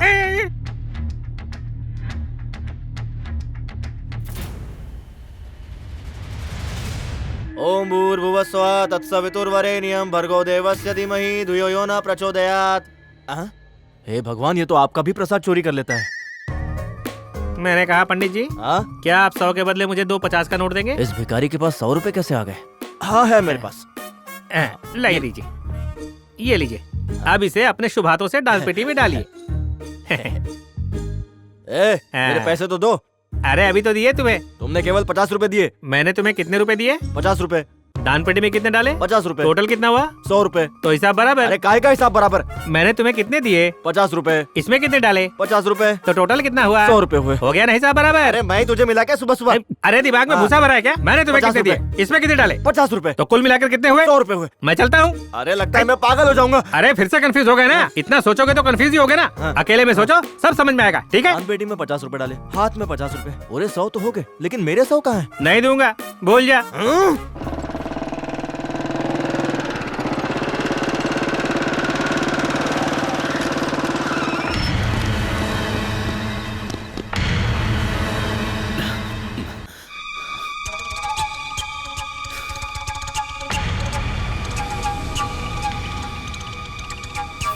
यही है वो। गिरफ्तार कर लो इसे। क्या ये बात सही है कि तुम गांव के बहुत बड़े गुंडे हो? ये बिल्कुल झूठ है। तुम किसी भी औरत को बाथरूम में नहाते हुए देखते हो? क्या ये तुम्हारी गुंडागर्दी नहीं है, या फिर इस बात को भी झुठलाओगे? तुम इनके बाथरूम में गए थे, ऐसा केस दर्ज करवाया है। बोलो, गए थे कि नहीं? जी गया था। शर्म नहीं आई? क्या ये लड़की तुम्हारी पत्नी लगती है? ये तुमने खुद किया है या किसी के दबाव में आकर? अपनी मर्जी से किया। ऐसा क्यों किया? वो मैं सबके सामने नहीं बता सकता। जैसे आपकी जज बनने की मर्जी थी, आप जज बन गई। मेरी घुसने की मर्जी थी, मैं घुस गया। सारे गवाहों और सबूतों को मद्देनजर रखते हुए ये अदालत मुजरिम के खिलाफ फैसला लेती है कि एक औरत को उसकी इजाजत के बिना उसकी इज्जत के साथ खिलवाड़ करने पर अपराधी को 3 महीने की जेल और 10,000 एक्सक्यूज मी जज साहिबा, इसने मुझे नहाते हुए देखा तो आपने सिर्फ 10,000 का जुर्माना लगा दिया। क्या इससे इंसाफ हो जाएगा? औरत की इज्जत को पैसों से तौलकर उसकी खोई हुई इज्जत को वापस नहीं लाया जा सकता। ये सिर्फ मेरे ही बारे में नहीं है, बल्कि सवाल है देश की सभी महिलाओं का, जिनकी सुरक्षा इस देश के लिए एक सवाल बनती जा रही है। बस स्टॉप हो या बाजार हो, हम लोग अपने आप को कहीं भी सुरक्षित महसूस नहीं करती। अगर कोई लड़की ऑफिस से लेट घर आए तो उसे ही गलत समझा जाता है। अगर मैं बाथरूम में नहा रही हूँ और ये जानबूझ के अंदर घुस जाए तो क्या इसे 3 महीने की सजा देके छोड़ दिया जाएगा? मेरे हिसाब से आपके न्याय का तरीका बिल्कुल सही नहीं है। मुझे ऐसा इंसाफ नहीं चाहिए। अगर कोई चोर चोरी करता है और जब पकड़ा जाता है तो उसे वो सामान लौटाना पड़ता है। जब कोई बच्चा अपना खिलौना टूटने पर रोता है तो उसे चुप कराने के लिए मारा नहीं जाता, बल्कि दूसरा खिलौना दिया जाता है। मैं ये नहीं कह रही हूँ कि मुझे न्याय नहीं चाहिए, लेकिन मुझे मेरी इज्जत वापस चाहिए। ये कैसे मुमकिन है? तुम ही बताओ, तुम क्या चाहती हो?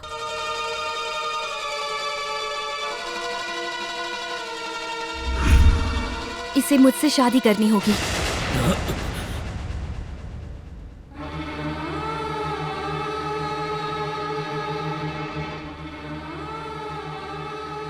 मेरे गले में मंगलसूत्र डालकर अपनी पत्नी बनाना होगा।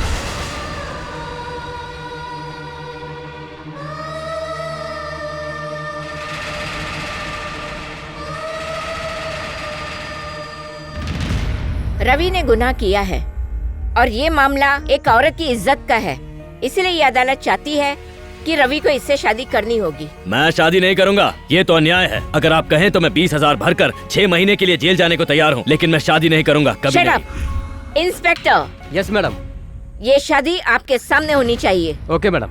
अगर शादी के बाद तुमने इसे परेशान किया तो तुम्हारे ऊपर सख्त कार्रवाई की जाएगी। ये अदालत का अंतिम फैसला है। ये क्या कह रहे हो तुम? यस, आपका किडनैपिंग प्लान लीक हो गया। यहाँ से जाते वक्त रवि की गाड़ी पुलिस की जीप में धड़ाम से घुस गई। उसको गिरफ्तार करके ले गए।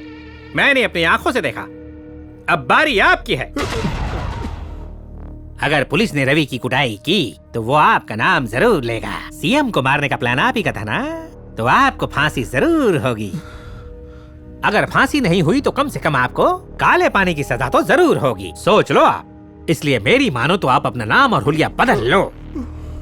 प्रॉपर्टी, घर परिवार, इन सब के बारे में जितना ही सोचेंगे उतना ही फंसते जाएंगे। इसलिए मैं तो कहता हूँ ये मोह माया छोड़कर, ये सीएम के पद का लोभ छोड़कर पाकिस्तान चले जाओ, अफगानिस्तान चले जाओ, या मौका मिले तो दुबई भाग जाओ। मैं तो कहता हूँ अपने देश में कश्मीर से लेकर कन्याकुमारी तक बहुत जगह पड़ी है, आप कहीं भी जाकर छुप सकते हैं। यहाँ मेरा काम कौन देखेगा? यहाँ की चिंता व्यर्थ में कर रहे हैं, यहाँ तो मैं हूँ ही। बस आप मेरे नाम की एक पावर ऑफ अटॉर्नी बनवा दीजिए, फिर मैं देख लूँगा। पावर ऑफ अटॉर्नी क्यों? ताकि आपका काम शांति से कर सकूं। सर, आपने खबर सुनी? क्या हुआ? वारंट निकल गया क्या? अरे वारंट नहीं, सीधा फैसला सुना दिया है। फैसला सुना दिया मतलब सजा पक्की हो गई। आपका तो एनकाउंटर पक्का है। एनकाउंटर किसका होगा बताओ जरा। अरे हमारे बाप जी का। और किसका? इनका क्यों? अरे उस रवि ने पुलिस को बाप जी का नाम बता दिया है। किसको? पुलिस को। लेकिन क्यों? सीएम को किडनैप करने का प्लान जो पता चल गया है। अरे जा, उस लड़की ने रवि के खिलाफ बाथरूम वाले जुर्म में केस कर दिया है। अदालत ने रवि को उस लड़की से शादी के सूत्र में बंधने का फैसला किया है। लेकिन मैंने तो वहाँ कुछ और ही देखा था। क्या देखा था? जब रवि ने जीप को टक्कर मार दी। उसके बाद क्या हुआ? मैं वहाँ से भाग गया। लेकिन जो तुमने बोला वो किसके लिए बोला? ऐसे सोचा मैंने। ऐसे कैसे सोचा? मैंने बस अंदाजा लगाया था और कुछ। आज मैं छोड़ूंगा नहीं तुझे। रुक जा, जाता किधर है? झूठा कहीं का, चल भाग। झूठ बोल बोल कर इसने तो मेरे दिल की धड़कन ही बढ़ा दी थी। इसकी तो मैं। रवि कहाँ मिलेगा? अपनी शादी में है, आज उसकी शादी है।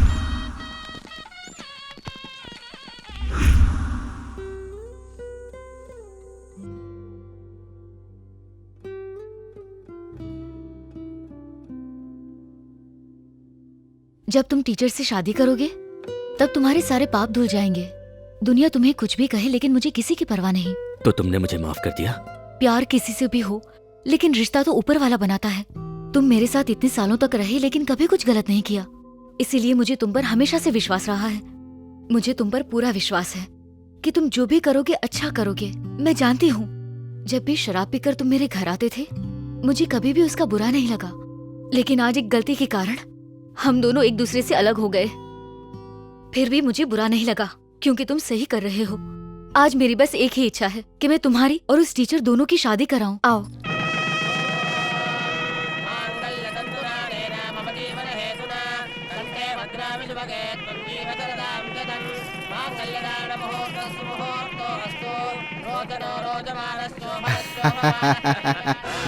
बाप जी, बाप जी मुझे माफ कर दीजिए, ये मैं अपनी मर्जी से नहीं कर रहा हूँ। नहीं बेटा, मुझे सब कुछ पता चल गया है, इसीलिए सुनते ही मैं तुम्हें आशीर्वाद देने चला आया। देखो कितना खुश हूँ मैं। तुम्हारी पसंद मुझे बहुत अच्छी लगी। ए दोस्त, ये लो, ये मेरी तरफ से तुम आशीर्वाद समझ सकते हो, पकड़ो। बाप जी, ए आओ, बाप जी का आशीर्वाद लो। चलो पैर छुओ। ए पैर छुओ। आशीर्वाद के लिए मेरे भैया भी जिंदा हैं और चाचा जी भी, जिन्होंने हमें रहने के लिए घर दिया था। मैं इस गांव के हर इंसान के पैर छूंगी, लेकिन इनके पैर कभी भी नहीं छूंगी। क्या है, क्यों चिल्ला रहे हो? शादी से पहले ये तुम्हारी बहन थी, अब मेरी पत्नी है। मैं इसे मारूं या चिल्लाऊं, कुछ भी करूं। तू इसे मारेगा? हिम्मत है तो हाथ लगाकर दिखा। तुम तो चुप रहो। तुम्हारे कहने पर इसने कोर्ट में जाकर मुझ पर केस किया, जिसकी वजह से मुझे शादी करनी पड़ी। शादी से अच्छा तो मैं जेल में चला जाता। जेल जाने की क्या जरूरत है बेटा? शादी हो जाने के बाद पत्नी ही तुम्हारी पहली जिम्मेदारी है। अगर तुम्हारी पत्नी कभी तुमसे कहे आज के बाद तुम बाप जी से मिलने कभी नहीं जाओगे, तो सुनो, उसकी बात मत टालना। बाप जी, आप ऐसा क्यों कह रहे हैं? मैं हमेशा से आपके साथ था और मरते दम तक आपके साथ ही रहूंगा। मतलब तुम अपनी पत्नी से ज्यादा मुझे पसंद करते हो? हाँ बिल्कुल बाप जी। आज तुम्हें ये बताना ही होगा कि तुम मुझे कितना पसंद करते हो। अपनी जान से भी ज्यादा। तुम्हारी जिंदगी में मेरे लिए क्या अहमियत है ये बताओ। आप ही मेरे सब कुछ हैं। अगर मैं कहूँगा पत्नी को छोड़ दो तो छोड़ दोगे? आप आज्ञा दीजिए बाप जी। अगर ऐसी बात है तो चलो मेरे साथ।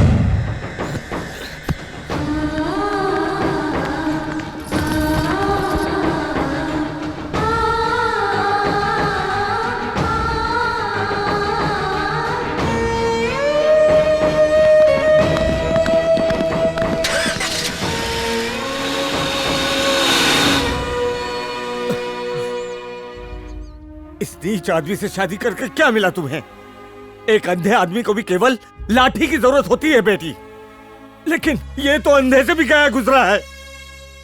मुझे तुम्हारी चिंता है केवल, इसीलिए तुम्हें समझा रहा हूँ बेटी। मेरी बात मानो तो उस लड़के को हमेशा के लिए भूल जाओ। अभी तुम्हारे आगे पूरी जिंदगी पड़ी है, आने वाले भविष्य के बारे में सोचो।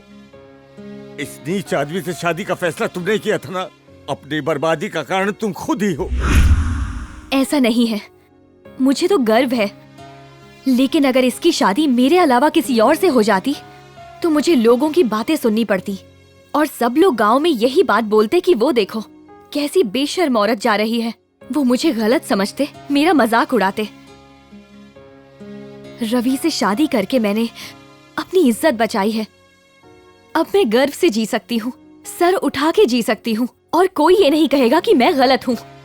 वो गुंडा है तो क्या हुआ, मुझे कोई फर्क नहीं पड़ता। टीचर हूँ, सुधारना जानती हूँ। एक औरत की यही इच्छा होती है कि उसका पति उससे प्यार करे, आंख बंद करके भरोसा करे। अगर मैं कोशिश करूँ तो रवि मुझसे जरूर प्यार करेगा, मुझे विश्वास है। अरे इन दोनों की शादी तो हो गई है, लेकिन इनका मेल कैसे होगा? रवि तो सिर्फ मारपीट करता है और ये सीधी सी मास्टर नहीं। ये अब उस रवि को कैसे प्यार सिखाएगी यार? लेकिन रवि तो बाप जी की सुनता है। अब ये दोनों क्या करेंगे? दोनों मिलकर एक साथ गाना गाएंगे।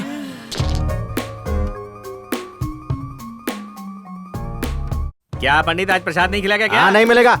100 रुपए के छुट्टे तो होंगे ना? हैं? ऐसे क्यों देख रहा है यार? बेशरम, पहले मेरे 100 रुपए तो दे। बहुत चालाक हो गए तुम। इस दुनिया में किसी पे भरोसा नहीं करना चाहिए। ये लो 100 रुपया। पहले बेवकूफ बन गया था, इस बार बेवकूफ नहीं बनूंगा। इस बार मैं ऐसे बनाऊंगा। ठीक है। अरे पंडित, मेरे 100 रुपए दे दो। अभी तो दिए। कितने दिए? 50-50 के नोट दिए। लेकिन मैंने तो तुम्हें 100 रुपए। तुमने वहाँ कितने रखे? 100 रुपए। हाँ, तो टोटल कितने हुए? 200 रुपए। और मुझे कितने दिए? 100 रुपए। तो बाकी के 100 रुपए? तुमने तो केवल मुझे 100 रुपए दिए ना। अरे पंडित, मैंने तुझे कितने पैसे दिए? 100 रुपए। तूने वहाँ कितने रखे? 100 रुपए। दोनों एक साथ मिलाकर कितने हुए? 200 रुपए हुए। और मुझे कितने दिए? 100 रुपए। तो बाकी के 100 रुपए कौन दिया? अरे तुमने तो 100 रुपए दिए ना। हमेशा कंफ्यूजन पैदा करते हो। बताओ कितने पैसे दिए? 100 रुपए।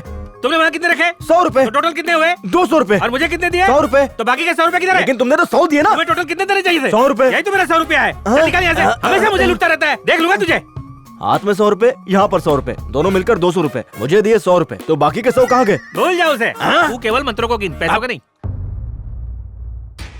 कल सुबह 10 बजे पार्टी ऑफिस से मुख्यमंत्री अपने बाकी के एमएलए के साथ मीटिंग के लिए निकलेंगे। मुख्यमंत्री और एमएलए सिग्नल से होते हुए स्वर्गीय के पुतले पर जाएंगे। वहां से ठीक 11:15 बजे वो मंत्री पद की शपथ के लिए मंत्रालय जाएंगे। बाकी का काम तुम्हें नेताजी समझाएंगे। मुख्यमंत्री के मेन गेट पर ही कार्यकर्ता और सिक्योरिटी गार्ड तैनात रहेंगे। तुम्हें बहुत ही सावधानी से काम लेना पड़ेगा। अगर तुम्हें गेट के अंदर जाना है तो उसके लिए वीआईपी पास की जरूरत पड़ेगी। आप बस वीआईपी पास का इंतजाम कीजिए। पब्लिक पार्टी जिंदाबाद, पब्लिक पार्टी जिंदाबाद, पब्लिक पार्टी जिंदाबाद, पब्लिक पार्टी जिंदाबाद, पब्लिक पार्टी जिंदाबाद, पब्लिक पार्टी जिंदाबाद, पब्लिक पार्टी जिंदाबाद, पब्लिक पार्टी जिंदाबाद।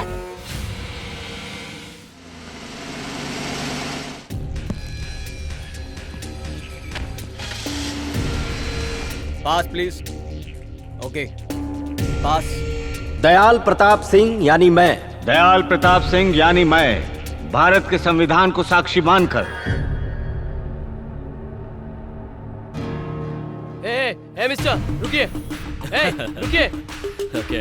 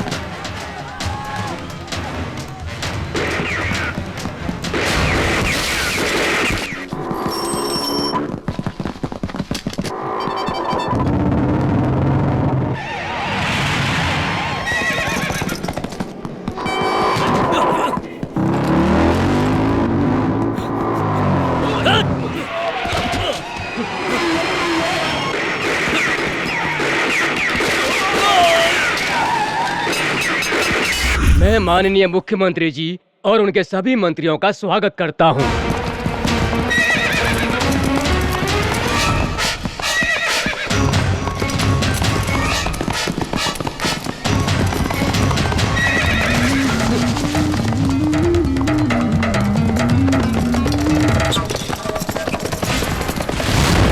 मैं इस देश के संविधान के प्रति सच्ची निष्ठा रखते हुए राज्यों के विकास के लिए कार्य करूंगा।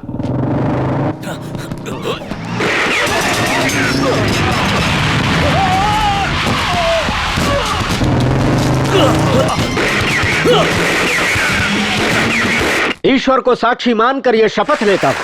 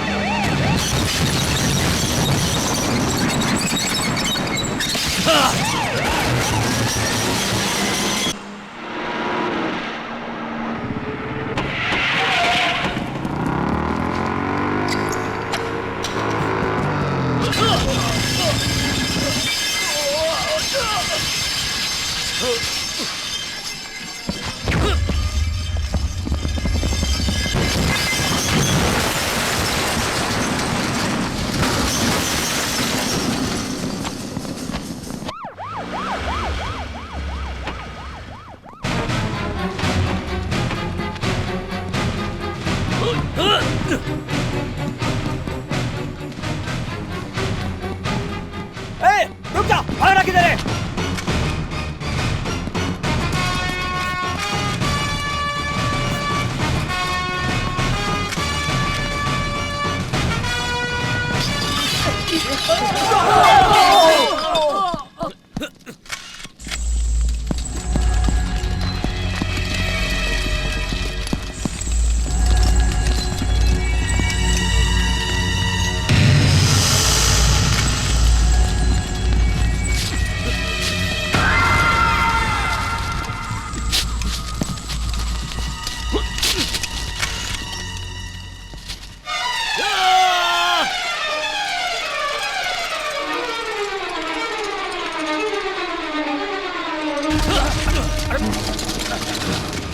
क्या कर रहे हो तुम?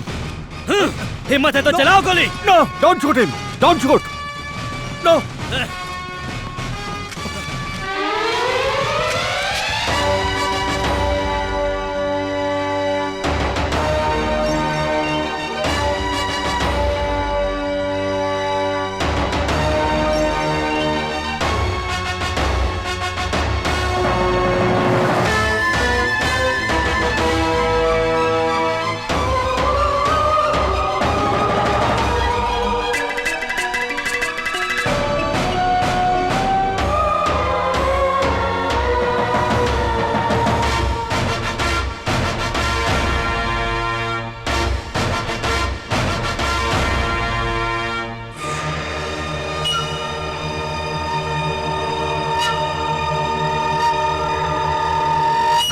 मैं आपका नेता बाबूराव महेश्वर उर्फ बाप जी प्रदेश के मुख्यमंत्री के रूप में सच्ची निष्ठा और ईमानदारी से प्रदेश की सेवा करूंगा। मैं जो कुछ भी करूंगा अपने हित के लिए नहीं करूंगा, बल्कि इस प्रदेश और प्रदेश की जनता के लिए करूंगा। आप लोगों की भलाई के लिए पूरी ईमानदारी से काम करूंगा। मेरा सपना पूरा हो गया, पूरा हो गया। बचपन से मैंने सिर्फ एक ही सपना देखा था कि मैं मुख्यमंत्री बनूं। आज पूरा हो गया। राज्यपाल से हाथ मिलाया? हाथ ही नहीं मिलाया, बल्कि फोटो भी खिंचवाई। शपथ पत्र पर साइन किए, ये भी जरूरी होता है, नहीं तो सपने में भी सब लोग आपकी इज्जत का कचरा बना देंगे। शपथ पत्र पर इतना बड़ा साइन करके आया हूँ कि वो कभी मिटा ही नहीं पाएंगे। आपके मंत्रालय में कितने नए और कितने पुराने चेहरे दिखे? पुराने चेहरे? छी, पुराने चेहरों को तो मैं अपने मंत्रिमंडल में देखना भी नहीं चाहता। सभी के सभी नए चेहरे होंगे। जितने भी मंत्री होंगे सब मेरे ही आदमी होंगे। पुराने मुख्यमंत्री के साथ सबको निकाल दूंगा, तभी मैं चैन की नींद सोऊंगा। मेरी पार्टी के मंत्रिमंडल में सिर्फ मेरी ही जाति के लोग और मेरे ही रिश्तेदार होंगे। और हमारा क्या होगा? तुम्हारा मतलब? मंत्री के लिए। तुम तो अपने हो, तुम क्यों चिंता कर रहे हो? जाओ मजे लो। और हमारा? तुम्हें क्या चाहिए? मालिक, गांव का सरपंच बनकर काम करते करते मैं थक गया हूँ। अब मुझे मंत्री पद दिला दीजिए, कम से कम एक सीट ही दिला दीजिए। सीट की चिंता मत करो, तुम्हें कोई पद दिलवा दूंगा। मुझे तो लगा मैं आपकी सरकार में मंत्री बन जाऊंगा। वो एमएलए होता रे। सर 25 का हो गया हूँ, लेकिन अभी तक शादी नहीं की है। आज तक केवल आपकी ही सेवा की है। अब मेरी सेवा करने की जरूरत नहीं है। तुम भी शहर का कचरा साफ करने के लिए नगर पालिका में आके सेवा करो। मुझे एमएलए बनना है। एमएलए बनना कोई हलवा है क्या? अरे सुनो मेरी बात, इस बड़ बोले बेवकूफ के मुंह लगोगे तो कुछ भी हाथ नहीं आने वाला। हम कैसे पैसा कमाते हैं क्या फर्क पड़ता है? हमारे लिए तो पैसा जरूरी है। अब हमें एमएलए बनने के बारे में सोचना छोड़कर कुछ और गड़बड़ घोटाला करना पड़ेगा। तुम तो इस आदमी से भी ज्यादा गए गुजरे निकले।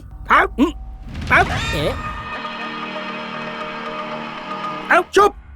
नमस्कार। आज की सबसे बड़ी खबर ये है कि मुख्यमंत्री का अपहरण हो गया है। अब क्या होगा? ये अपहरण आज सवेरे ही हुआ अरे रे रे रे रे।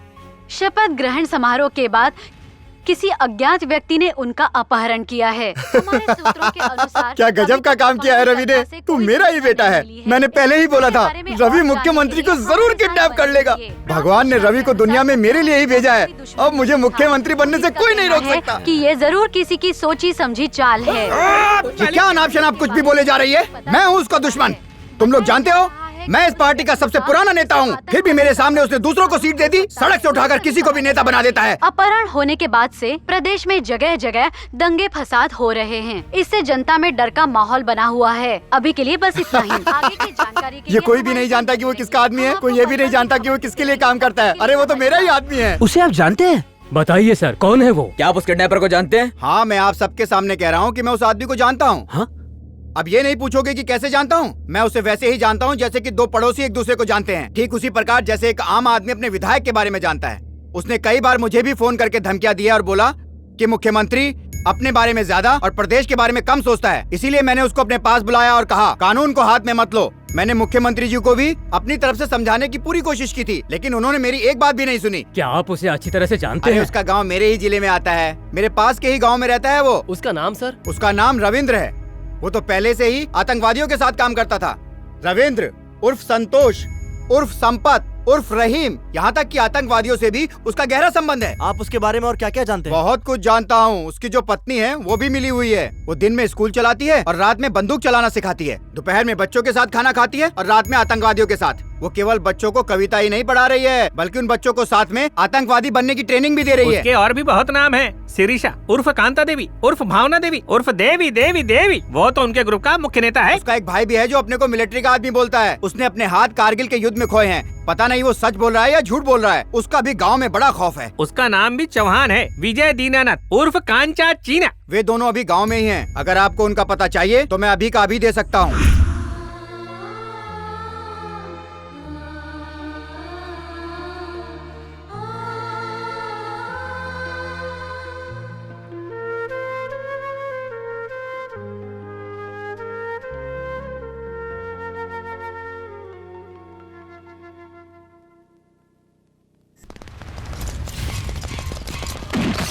कम ऑन, हिलना मत, हाथ ऊपर।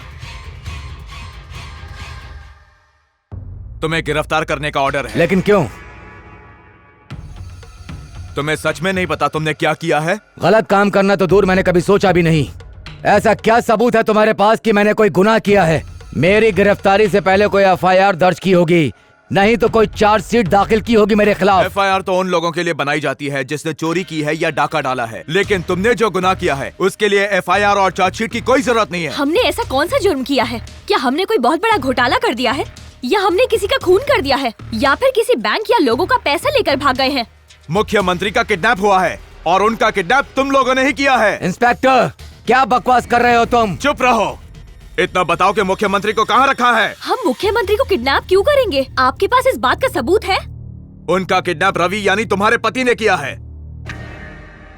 तुम्हारा पति रवि आतंकवादी गिरोह से मिला हुआ है। तुम दोनों भी उसी के लिए काम करते हो और इस किडनैपिंग में उसका साथ दिया है। नहीं, उस किडनैपिंग से हमारा कोई ताल्लुक नहीं। तुम्हें भी उसके बारे में कुछ पता नहीं है क्या? ये तो पता ही होगा कि रवि ने किडनैप किया है। वो क्या काम करता है वो तो पता ही होगा ना। मैं अच्छी तरह जानता हूं तुम जैसों से कैसे निपटना है।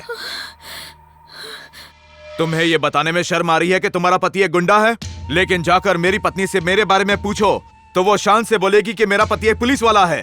तुम्हारे पूरे गांव को पता है कि तुम्हारा पति रवि एक गुंडा मवाली है, छोटी छोटी बात पर मारपीट करता है। फिर ये बात तुम्हें कैसे नहीं पता कि तुम्हारा पति क्या करता है? ये तो पता ही होगा कि उसका कितनी औरतों के साथ चक्कर है। क्या उसने अपनी इन हरकतों के बारे में तुम्हें कुछ नहीं बताया? या फिर अब भी यही कहोगी कि तुम्हें इसके बारे में कुछ नहीं पता? नहीं पता। तुम्हें जो पूछना है मुझसे पूछो। अगर इतनी दया आ रही है तो सब कुछ सच सच क्यों नहीं बता देते? आज मुख्यमंत्री जी का किडनैप हुआ तो सिर्फ तुम्हारी वजह से। अगर तुमने उस रवि का साथ नहीं दिया होता तो हमारे मुख्यमंत्री जी का कभी भी किडनैप नहीं हुआ होता। अब देख मैं कैसे अपने तरीके से इससे सच उगलवाता हूँ। चल बता, तेरा पति कहाँ छुपा है? नहीं जानती। नहीं जानती? इंस्पेक्टर, तू ये गलत कर रहा है। शर्म नहीं आती तुझे एक औरत पर हाथ उठाते हुए? तेरी माँ को शर्म आ रही होगी कि तुझ जैसे बेटे को उसने जन्म दिया। इस गलती के लिए तुझे भगवान माफ नहीं करेगा। तो इंसान नहीं, दरिंदा है।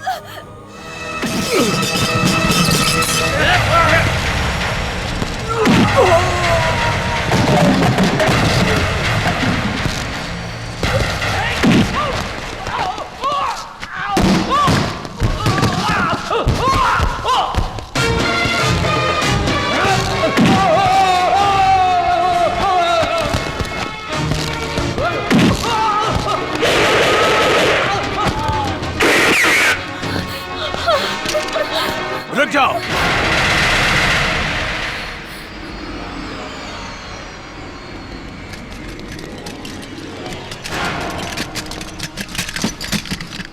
हथकड़ी लगाओ इसे।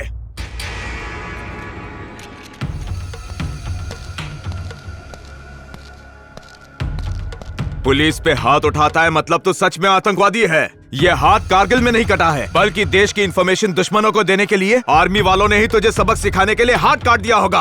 आवाज नीचे। तेरे जैसे लोगों को मैं ही सबक सिखाऊंगा। ये ले।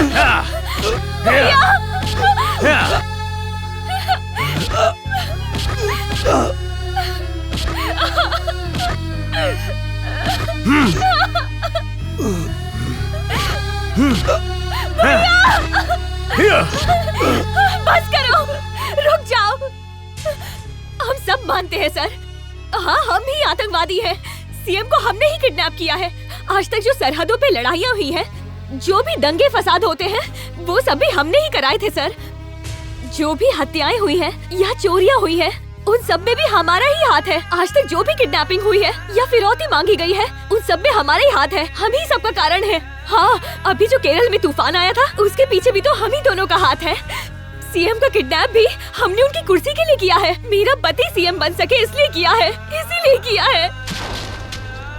अब यही बात इस पेपर पे लिख के दे दो।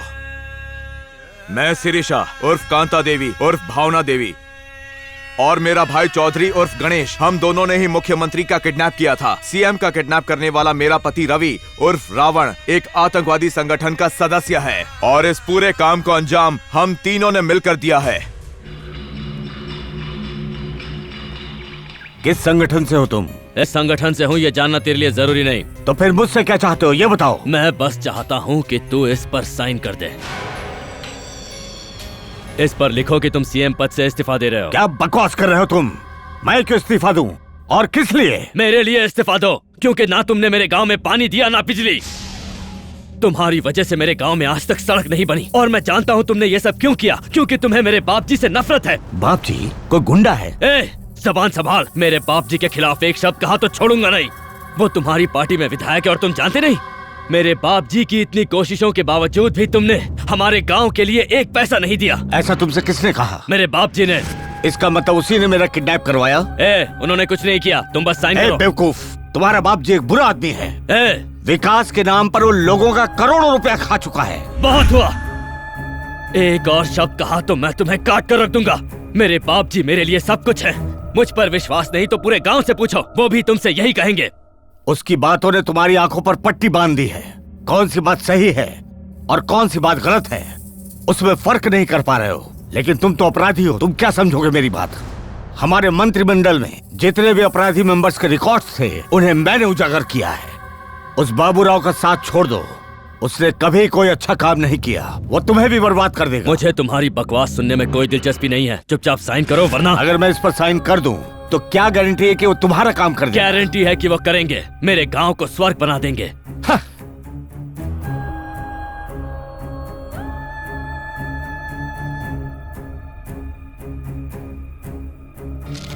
साइन किया है कि नहीं? मेरा काम तो हो गया, तू निकल चल। इसने साइन कर दिया है भाई। क्यों बे? क्या बोला था? इस पार्टी को हमारी जरूरत नहीं है। हमें इस पार्टी में आने के लिए तूने मना किया था ना बुड्ढे। आज से ये पार्टी भी हमारी है और सरकार भी हमारी। पार्टी में नहीं हो लेकिन तुम्हारी फोटो जरूर लगेगी और फोटो के लिए तुम्हें ऊपर पहुंचाना बहुत जरूरी है।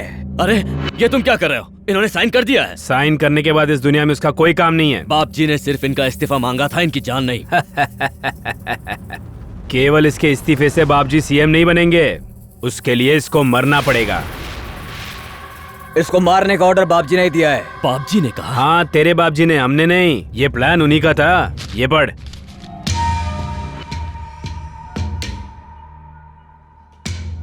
तू और तेरा पूरा परिवार सब नक्सलवादी बन गए।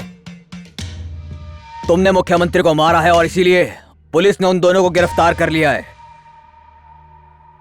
क्यों विश्वास नहीं होता ना कि तेरे बाप जी ने तेरे साथ ये किया? बाप जी किसी का सगा नहीं है। वो सांप से ज्यादा जहरीला और शेर से ज्यादा खतरनाक है, और तू तो उसके टुकड़ों पे पलने वाला गुलाम था। रवि, तुझे मालूम है बाप जी ने हमें यहाँ किस लिए भेजा है? उन्होंने तुम्हारा भरपूर इस्तेमाल किया है। मुख्यमंत्री को किडनैप करने के लिए पुलिस तेरा कभी भी इनकाउंटर कर सकती है। तेरी पत्नी और उसके भाई दोनों ने गुनाह कबूल कर लिया है कि ये सब उन दोनों ने ही किया है। अब तुम दोनों नहीं बच सकते हो।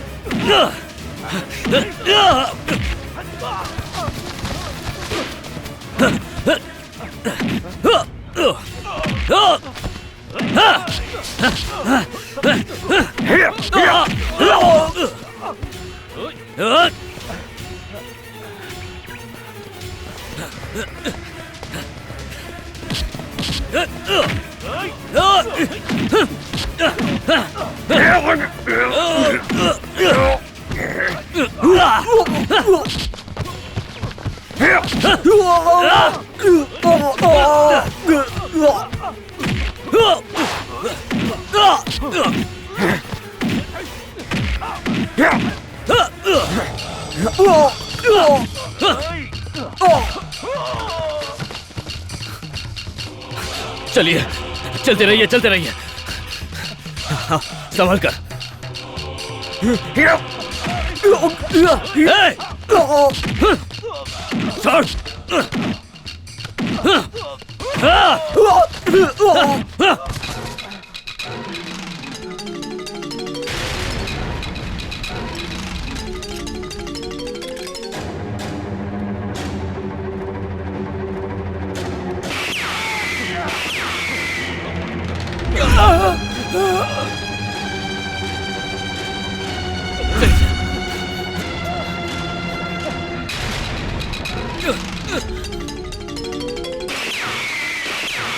चलिए, वहां चलिए।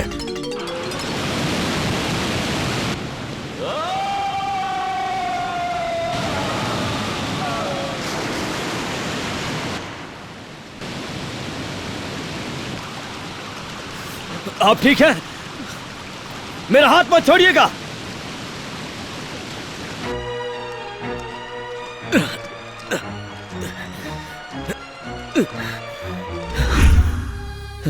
उठिए, आंखें खोलिए। सुनिए मंत्री जी, मुझसे गलती हो गई। मैं आपको गलत समझ बैठा। मैंने बाप जी पर विश्वास किया और उसने मेरे साथ विश्वासघात किया। वो इतना बड़ा राक्षस है, मैं नहीं जानता था वो मेरे साथ ऐसा करेगा। मैं सोच नहीं सकता था। इतने सालों तक मैं उसका सारा गलत काम करता रहा, लेकिन आज मुझे समझ आया मेरा बाप जी वैसा नहीं है जैसा मैंने सोचा था। मंत्री जी, नहीं, आपको कुछ नहीं होगा। मैं हूं ना यहाँ आपके साथ। ये जो कुछ भी हुआ है मेरी वजह से हुआ है, और इस गलती को भी मैं ही सुधारूंगा। हमारे लोगों को आपकी जरूरत है मंत्री जी। आपको उनके लिए जीना ही होगा। आपको कुछ नहीं हो सकता, कुछ नहीं होगा आपको। मैं आपको बचाऊंगा। अभी अभी खबर मिली है कि अपहरणकर्ता रवि ने मुख्यमंत्री की गोली मारकर हत्या कर दी है।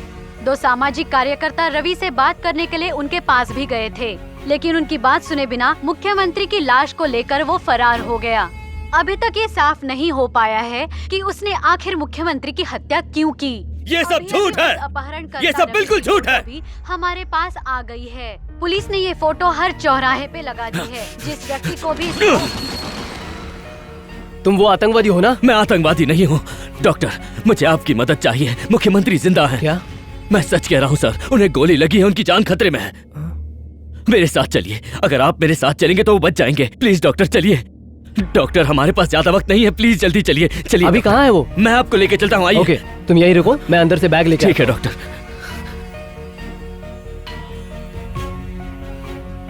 शुक्रिया डॉक्टर, लाइए मैं पकड़ता हूँ। रुक जाओ। कम ऑन, पकड़ो इसे। धोखेबाज! सच्ची ऐसा हुआ क्या? क्या मेरे क्यूट से चेहरे पे आपको सच्चाई नहीं दिखती? मुख्यमंत्री अभी तक जिंदा है।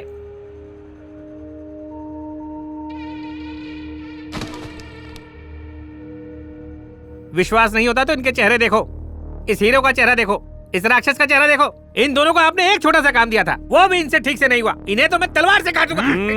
अरे मैं तुम्हारी बात नहीं कर रहा हूँ, जरा दूर रहो। हाँ, ये भी कोई बात होती है? ये तो कितने पुराने वफादार हैं, हमेशा आपकी सेवा करते हैं। क्यों, सही कहा ना? ठीक है।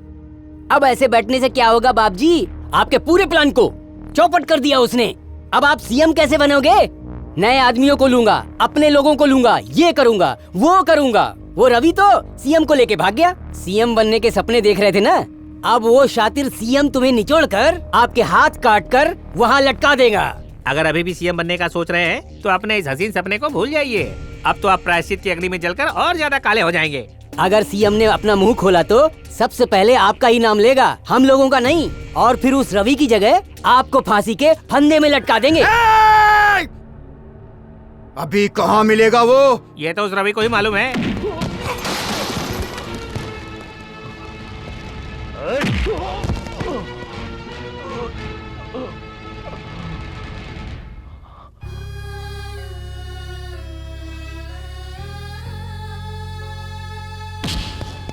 मुख्यमंत्री कहाँ है? चल बता।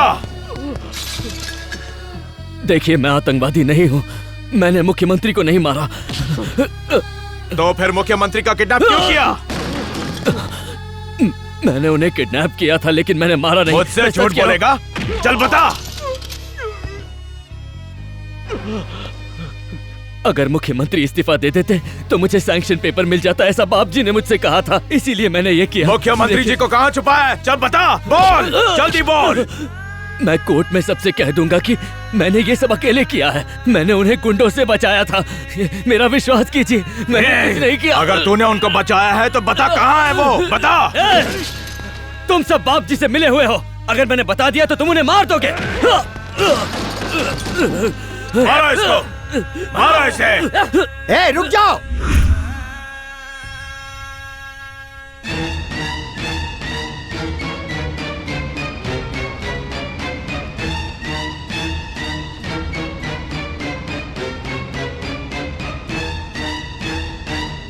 Good morning sir.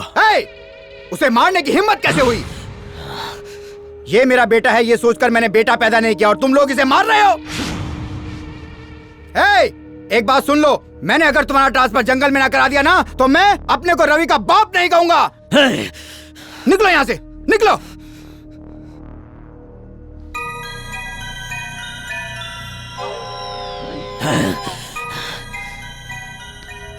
तुम्हें परेशान होने की जरूरत नहीं है, मैं तुम्हारे लिए तो आया हूँ। मैं मीडिया में जाकर बोल दूंगा तुमने कुछ भी नहीं किया, तुम बिल्कुल बेकसूर हो। हाँ, अरे रे रे रे, इन लोगों ने मेरे बेटे को मार के क्या हाल बना दिया। इनकी तुम्हें मुख्यमंत्री को कहाँ छिपाया है? बताओ ना बेटा, कहाँ छिपाया है उसे?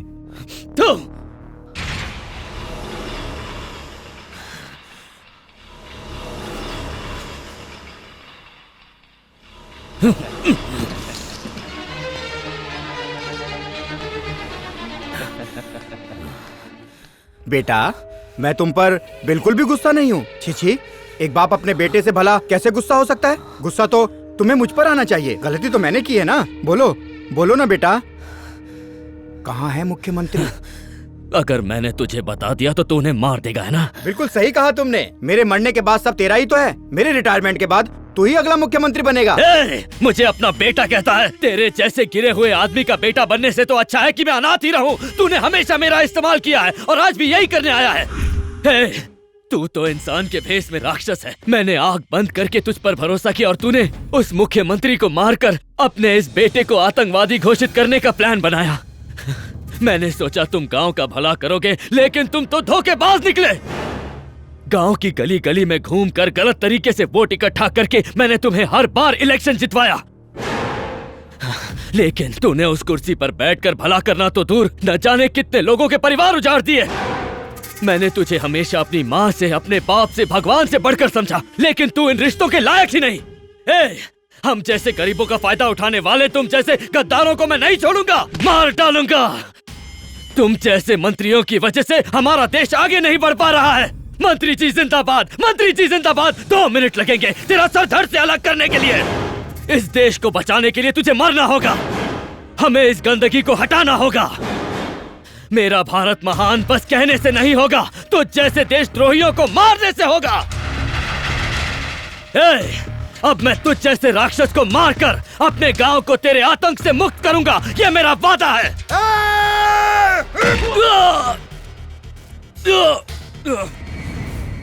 पूरी जिंदगी तू मेरे ही टुकड़ों पर पलता रहा और आज तू मुझे ही धमकी दे रहा है। नहीं छोड़ूंगा तुझे, जान से मार दूंगा। जल्दी बता, कहाँ है मुख्यमंत्री?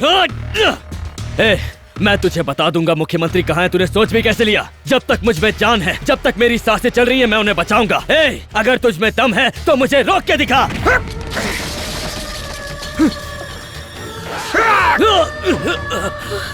मारना, मार मुझे। अगर अपने पापों का प्रायश्चित मुझे खून बहाकर करना पड़े तो यही सही। मार और मार, मेरे साथ यही होना चाहिए। तो जैसे राक्षस का साथ देने की यही सजा मिलनी चाहिए। मार मार। मैं इसे गोली मार दूंगा। अब बता कहाँ है वो, बोल। गोली मारेगा तो चला चला गोली।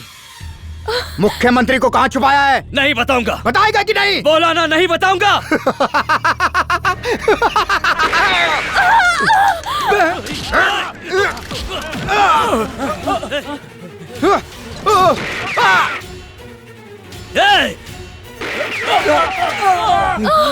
बहन,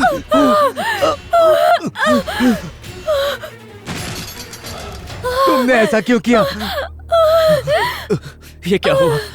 चलिए इसे हॉस्पिटल ले चलते हैं। ये सब मेरी वजह से हुआ है। ना मैं सीएम को किडनैप करता और ना ये सब होता। कैसे भी करके सीएम सर को बचा लो। उनका जिंदा रहना बहुत जरूरी है, तभी तुम बच सकते हो। मुझे कुछ नहीं होगा, तुम्हें भी कुछ नहीं होगा। भैया गाड़ी थोड़ा तेज चलाइए। तुम मेरी परवाह मत करो, तुम सबसे पहले जाके सीएम सर को बचाओ, क्योंकि बाप जी उन्हें मारने की सोच रहा है। उससे पहले तुम्हें उन्हें जाके बचाना होगा। तुम उनके बारे में मत सोचो, उन्हें कुछ नहीं होगा, लेकिन पहले तुम्हें हॉस्पिटल ले जाना है। मेरी बात को समझो, तुम्हारे पास इतना समय नहीं है। जब मेरे भैया लड़ाई के लिए सरहद पर गए थे, तब मुझे विश्वास था कि वो अपनी जान की परवाह किए बिना वो अपने देश की रक्षा जरूर करेंगे। अगर वो लड़ते वक्त शहीद भी हो जाते तो भी मुझे इस बात का जरा भी दुख नहीं होता।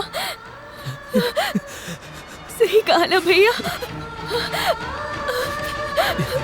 अगर मुझे कुछ हो गया तो मेरे भैया का जरूर ख्याल रखना।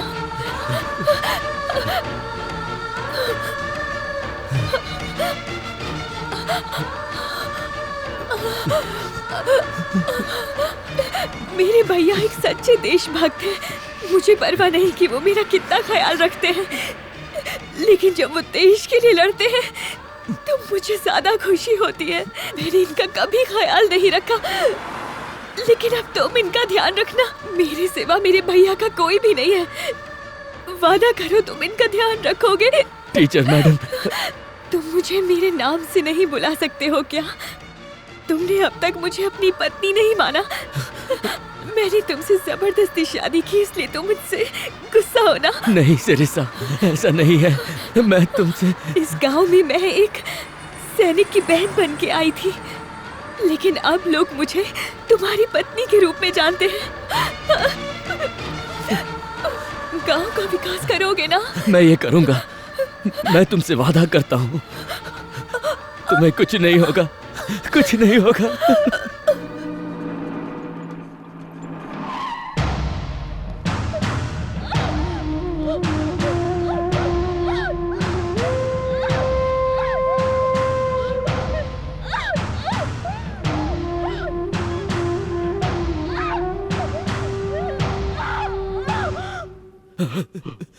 सिरिसा, सिरिसा, सिरिसा, भैया ये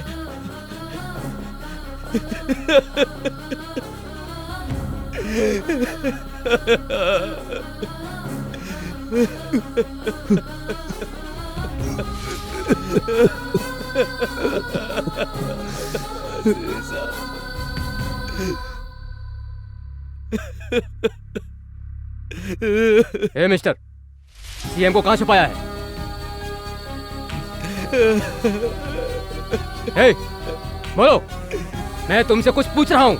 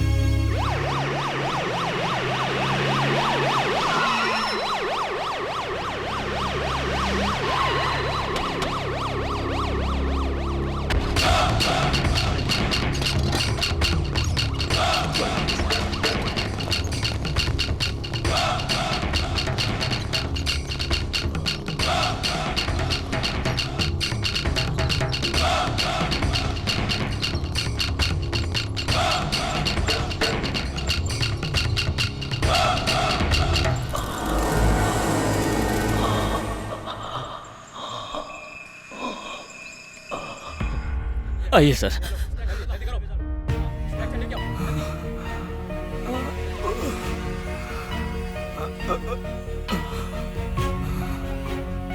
भाई जल्दी से ऑक्सीजन दो इन्हें।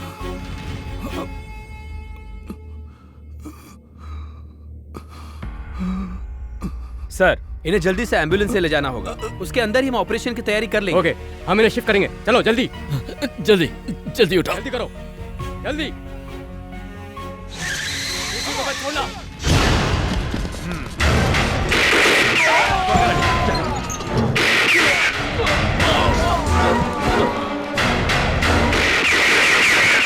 उन्हें लेकर जाओ।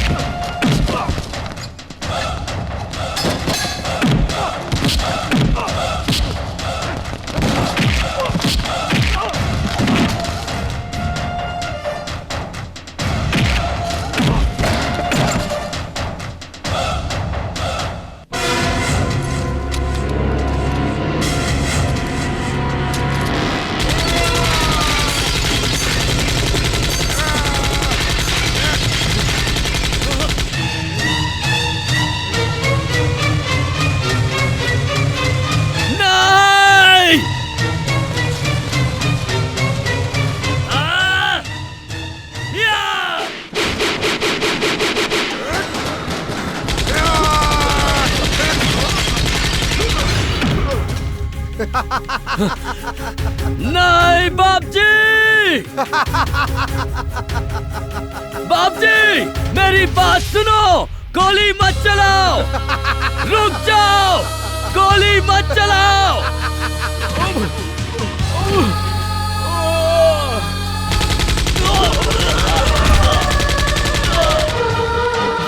डॉक्टर, आप मेरी चिंता मत कीजिए, सीएम को बचाने की कोशिश कीजिए।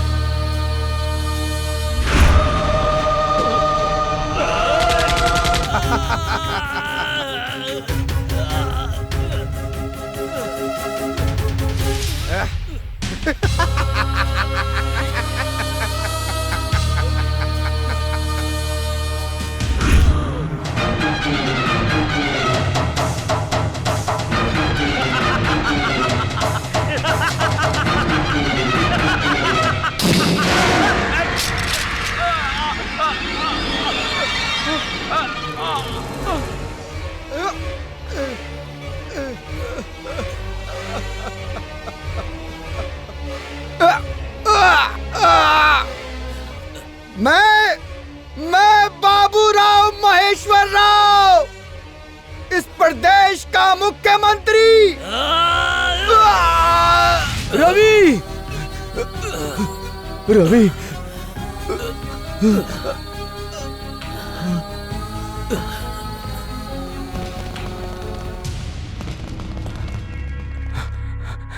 रवि! सर, मुख्यमंत्री को बचा लीजिए, उनका बचना बहुत बहुत जरूरी है। मुझे छोड़ दीजिए, उन्हें बचाइए सर, प्लीज। ओके, प्लीज उन्हें बचाइए। चलो जल्दी करो।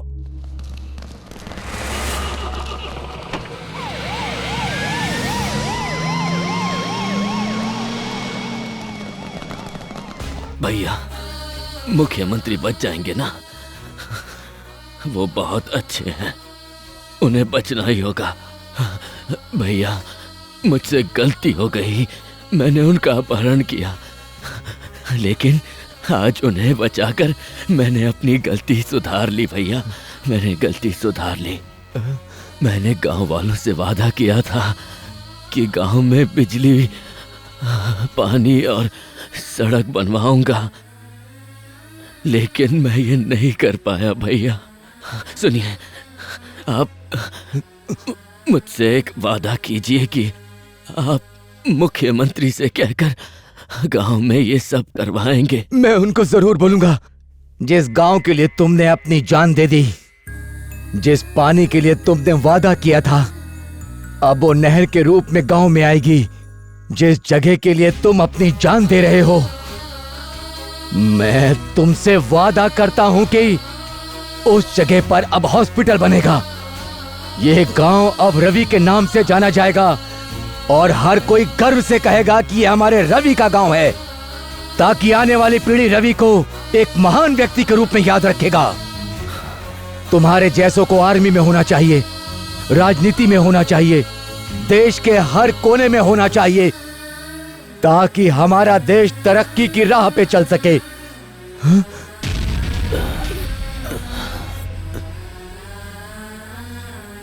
रवि! रवि! इस देश के वीर सैनिकों की तरह जो बॉर्डर पर अपने देश की रक्षा के लिए अपनी जान देते हैं, ठीक उसी तरह रवि ने भी अपने गांव के लिए अपना बलिदान दे दिया। मुख्यमंत्री ने जातिवाद खत्म कर सच्चे उम्मीदवारों को मंत्री पद के लिए चुना और उन्हें हिदायत दी कि वो जनता के बीच जाएं, उनकी समस्याओं को सुने और उन्हें दूर करें, ताकि वो भी रवि की तरह देश की तरक्की के बारे में सोचें और उसे दूर करें। किसी पार्टी का झंडा केवल पार्टी के लिए होता है। अगर देश की तरक्की चाहते हैं तो सभी लोगों को एक साथ मिलकर काम करना होगा, तभी इस देश की तरक्की होगी और देश का विकास होगा।